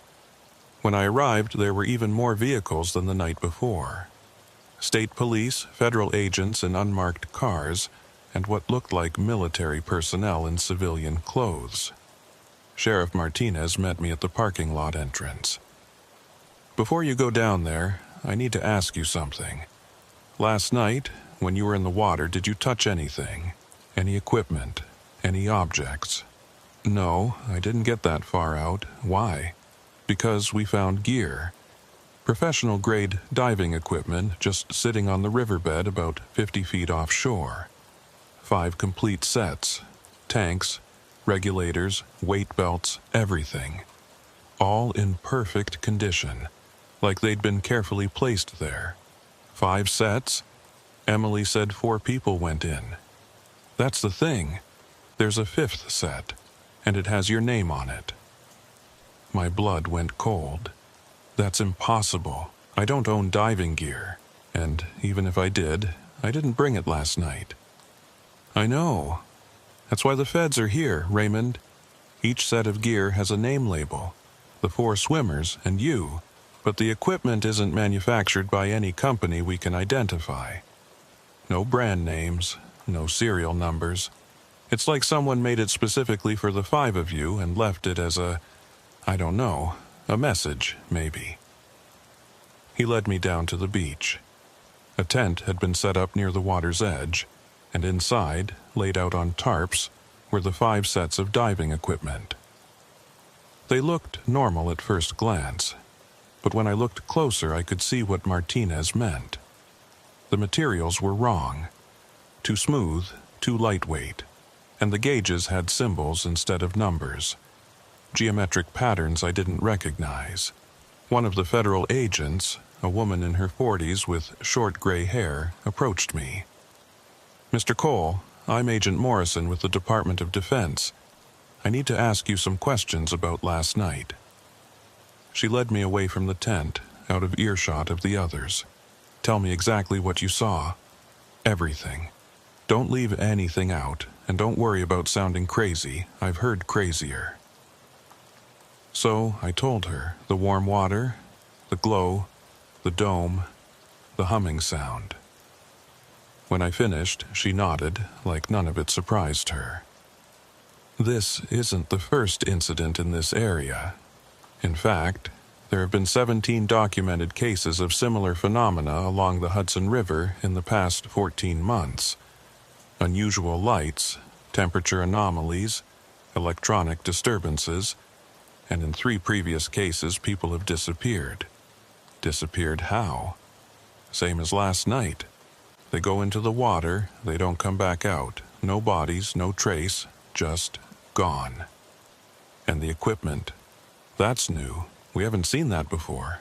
It's like whoever or whatever is doing this is trying to communicate. Leaving calling cards. Invitations, maybe. Invitations to what? She looked at me for a long moment. "We don't know. But Mr. Cole, I need to be honest with you.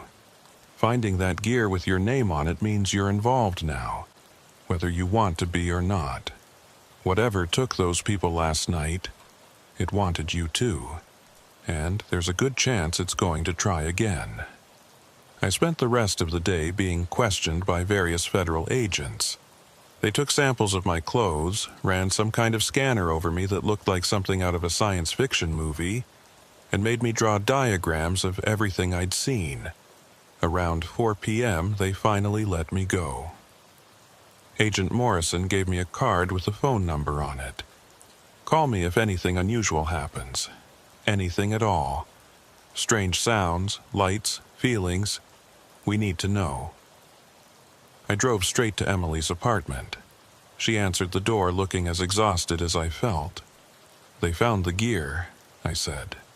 "I know. They questioned me too. Raymond, there was a set with my name on it as well. 6 sets total, the 4 who disappeared, you and me." Morrison said there have been other incidents, other disappearances. Emily nodded. She told me. And she also told me something else, something I don't think she was supposed to share, the people who disappeared in the previous incidents. 3 of them came back.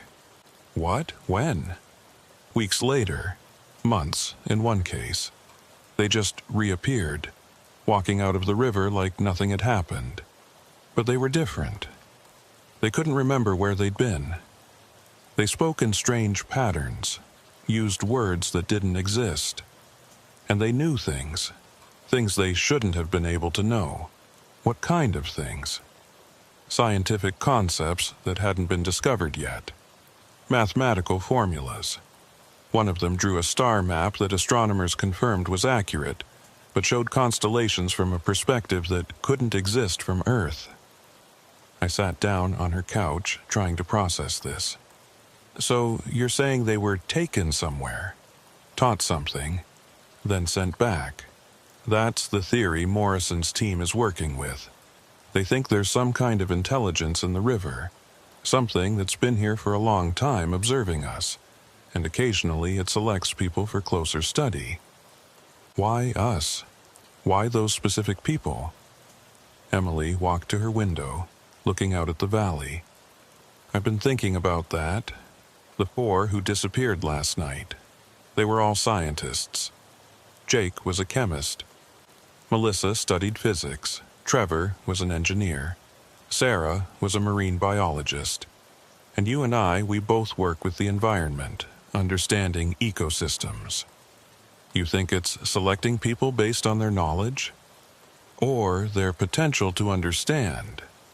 Morrison said the previous people who came back, they were all highly educated. Doctors, researchers, teachers. Maybe whatever's in that river is looking for people who can communicate with it, who can help bridge the gap between its intelligence and ours. There was a knock at Emily's door. She looked through the peephole and went pale. "It's Morrison." She opened the door. The agent looked grim. "I need you both to come with me. Now. There's been a development." We followed her to an unmarked SUV. During the drive, she explained. At 3:47 p.m., we received a signal from the river, a concentrated electromagnetic pulse that lasted exactly 12 seconds. Our equipment recorded it, and when we analyzed the data, we found something embedded in the signal, a message. "What kind of message?" I asked. "Coordinates and a time. Tonight, 11:30 p.m. at a location about 2 miles upriver from Riverside Beach. And there was something else. A list of names. 6 names." Emily and I looked at each other.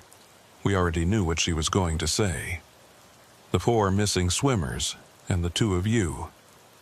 They took us to a mobile command center that had been set up in the parking lot of a closed marina. Inside, the walls were covered with monitors showing satellite imagery, sonar readings, and what looked like thermal scans of the river. Agent Morrison pulled up a display showing the coordinates from the message. This location is in a section of the river that's about 60 feet deep. There's nothing there officially. No structures, no known geological features. But when we scanned it after receiving the signal, we found this. The sonar image showed something massive resting on the riverbed. It was roughly triangular, maybe 50 feet across, with smooth edges and what looked like symmetrical protrusions along its sides. "What is it?" Emily asked. "We don't know. It doesn't match any known vessel or natural formation. And here's the interesting part. It wasn't there yesterday. We have scans of this section from last week, and there was nothing. Whatever this is, it appeared recently, possibly last night." I stared at the image, feeling a chill run down my spine. The message said 11:30 p.m. What do you think is going to happen? We believe it's an invitation, a chance for direct communication, and since your names were specifically included in the message, we think you're meant to be there. Absolutely not, Emily said. 4 people already disappeared. You want us to just walk into the same trap? It's not a trap, Morrison said. At least, we don't think it is. The previous people who disappeared and came back, they weren't harmed. They were studied, taught, then returned. Whatever this intelligence is, it seems to be trying to establish communication, and you two might be the key. Or we might end up at the bottom of the river, I said. We'll have a full team on site. Boats, divers, aerial support. You won't be alone, and you won't go into the water unless you decide you want to. We just need you there, at the coordinates, at the specified time, to see what happens. Emily and I talked it over while Morrison stepped out of the command center. Neither of us wanted to do this, but we both knew we would. Something about the events of the last 24 hours had changed us. We'd been marked, selected, and walking away now felt impossible. If we do this, Emily said, we do it together. No splitting up, no taking risks. We observe, we listen, but we don't make contact unless we're absolutely certain it's safe. Agreed. We told Morrison we'd go. The next few hours were spent in preparation. They gave us waterproof communication devices, tracking beacons, and emergency equipment. They explained their response protocols and showed us the positions of all their support teams. At 10:45 p.m., we boarded a boat with Morrison and 3 other agents. The ride upriver was quiet. The night was clear, and the stars reflected off the black water. It would have been beautiful if I wasn't terrified. We reached the coordinates at 11:15 p.m. The boat anchored, and we waited. Morrison had her equipment out, monitoring various readings. The other agents kept watch with night vision goggles. 11:30 came and went. Nothing happened. Maybe it was a false alarm, one of the agents said. Then the water began to glow. It started as a faint shimmer deep beneath the surface, then grew brighter, that same pale, greenish blue we'd seen at Riverside Beach. The glow spread outward, illuminating a huge circular area around our boat. Temperatures rising, Morrison said, checking her instruments. Water temp just jumped from 54 degrees to 87 degrees in 30 seconds. The hum started next. That same low, resonant sound I'd heard before. But this time it was louder, more complex. I could feel it vibrating through the boat, through my bones, through my skull. Emily grabbed my hand. Raymond, listen. Really, listen, it's trying to talk. She was right. The hum had structure, patterns that repeated and varied. It was language, not human language, but communication nonetheless. Everyone stay calm, Morrison said. Whatever happens, don't panic. We're recording everything. The water beside the boat began to rise, not violently, but smoothly, like something underneath was pushing it upward. A dome formed, just like the one I'd seen the night before, growing larger and larger until it was taller than our boat.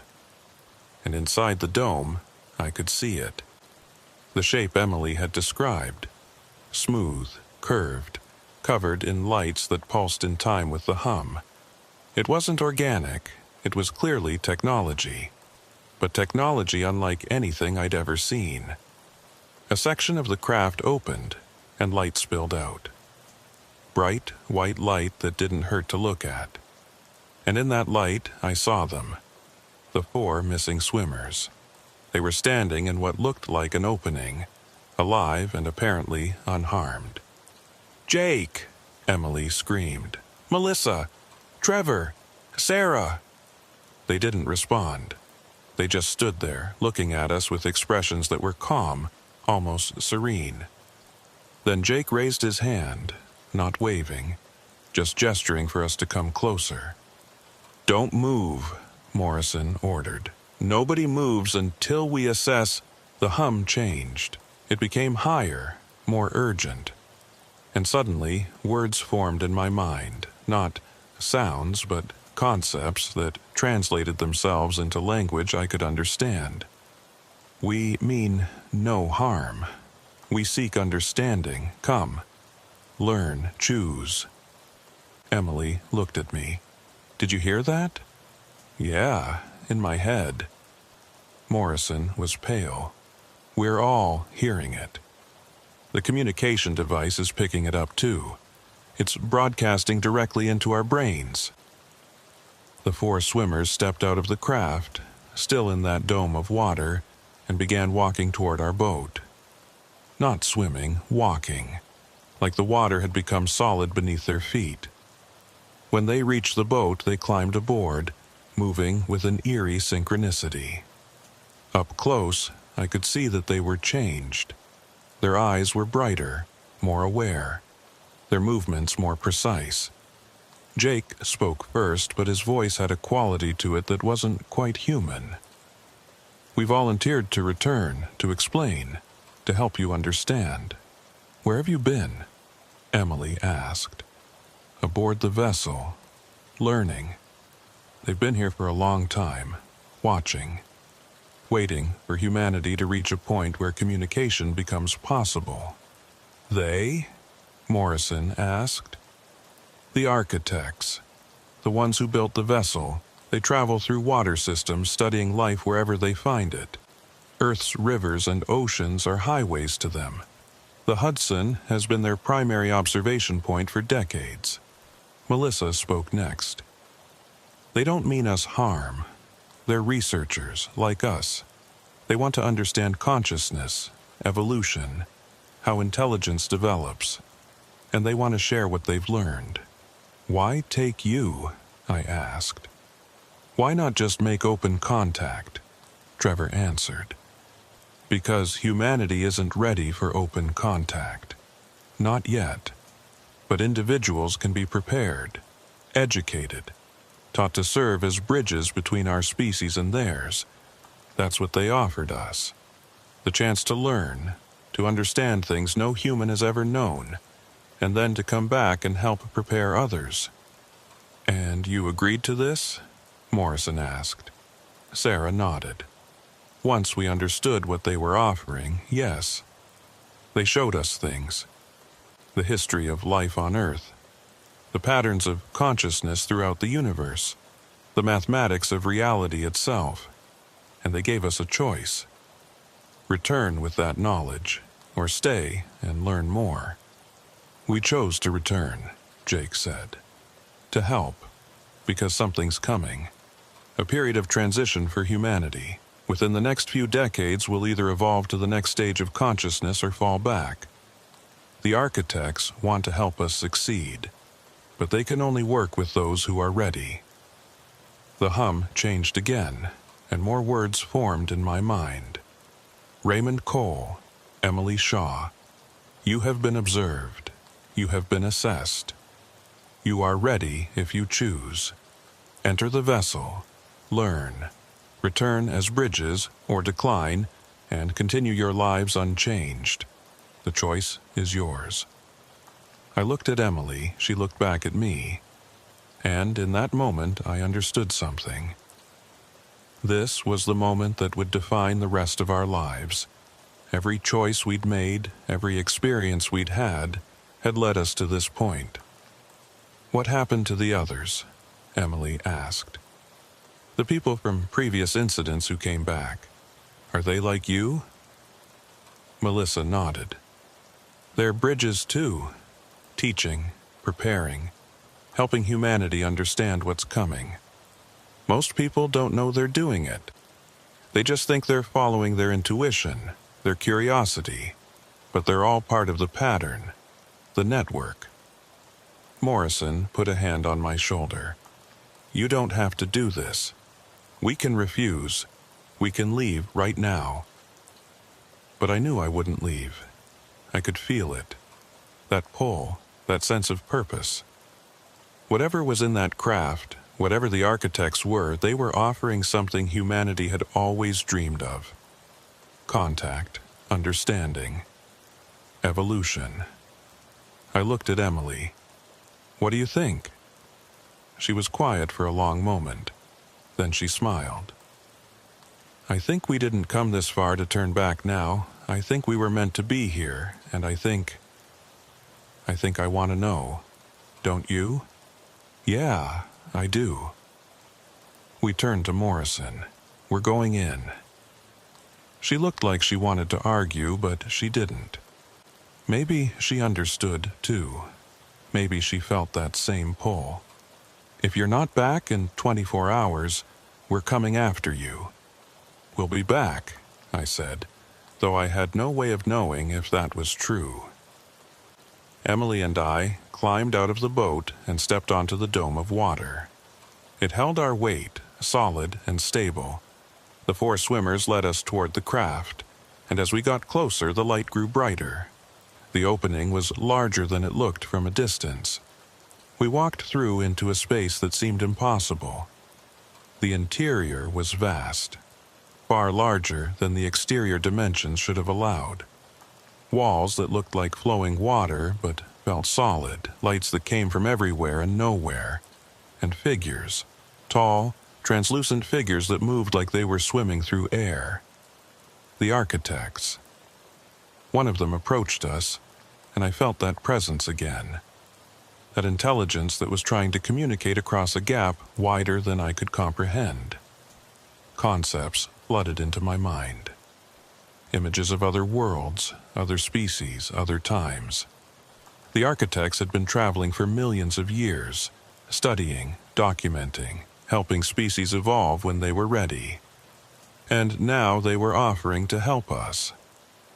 The next hours, days, or weeks, I couldn't tell, were spent learning. They showed us everything. The structure of reality, the nature of consciousness, the patterns that governed evolution throughout the universe. And they taught us how to carry that knowledge back, how to plant seeds of understanding in human consciousness that would grow and spread. When it was time to return, they gave us one more gift: memory. Full, perfect memory of everything we'd learned, encoded in our minds in ways that would gradually surface over the coming years. We wouldn't understand all of it immediately. That would take a lifetime. But it was there, waiting. We walked back through the opening, back onto the water dome, back to the boat where Morrison and her team waited. From their perspective, we'd been gone for 7 hours.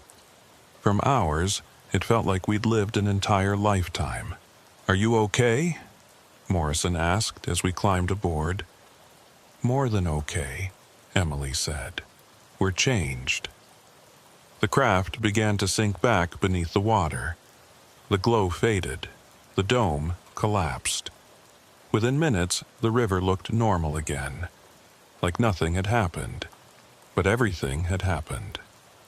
On the ride back to the marina, we tried to explain what we'd experienced, but words felt inadequate. How do you describe the sensation of touching consciousness itself? How do you explain seeing the pattern that connects all life in the universe? The 4 swimmers, the original Bridges, came back with us. They would be questioned, studied, possibly confined, but they didn't seem worried. They knew what we now knew, that this was just the beginning, that more people would be chosen, more bridges built, until humanity was ready for the full revelation. A week later, I was back at work, patrolling the riverbanks like nothing had happened. But everything was different. I saw patterns I'd never noticed before. Connections between species, between ecosystems, between seemingly unrelated phenomena. And I understood them in ways that weren't quite scientific but felt more true than any science I'd learned. Emily went back to teaching, but her lectures changed. She started exploring concepts that bridged biology and consciousness, matter and mind. Her students were fascinated. Some of them, I suspected, were ready to become bridges themselves. The federal investigation continued, but publicly, the incident was explained as a tragic drowning followed by a rescue. The 4 swimmers had been found alive, suffering from hypothermia and mild amnesia. The strange equipment, the lights, the craft, all of it was classified, buried under layers of bureaucracy and denial. But those who needed to know, knew. The network of bridges was growing. Across the valley, across the country, across the world, people were being chosen, taught, transformed. And with each new bridge, humanity moved one step closer to understanding its place in the larger pattern. Last week, I was walking along Riverside Beach at sunset when my phone buzzed. A text from an unknown number. Just 2 words. Uplink established. I looked out at the river, and for just a moment, I saw the glow again. Faint, barely visible in the dying light. But there, always there, waiting for the next person who was ready to answer the call. I saved the number. Emily had gotten the same message. So had the 4 original swimmers. So had, I suspected, every bridge who'd ever been chosen. The architects were still watching, still teaching, still preparing us. And in the depths of the Hudson River, the vessel waited, patient, eternal, ready to welcome the next person brave enough to step into the water and learn the truth that humanity had been seeking since the dawn of consciousness. That we are not alone. We never have been. And once we're ready to accept that truth, to embrace it, the universe will open up in ways we can't yet imagine. The voice from the river is still calling. All we have to do is listen.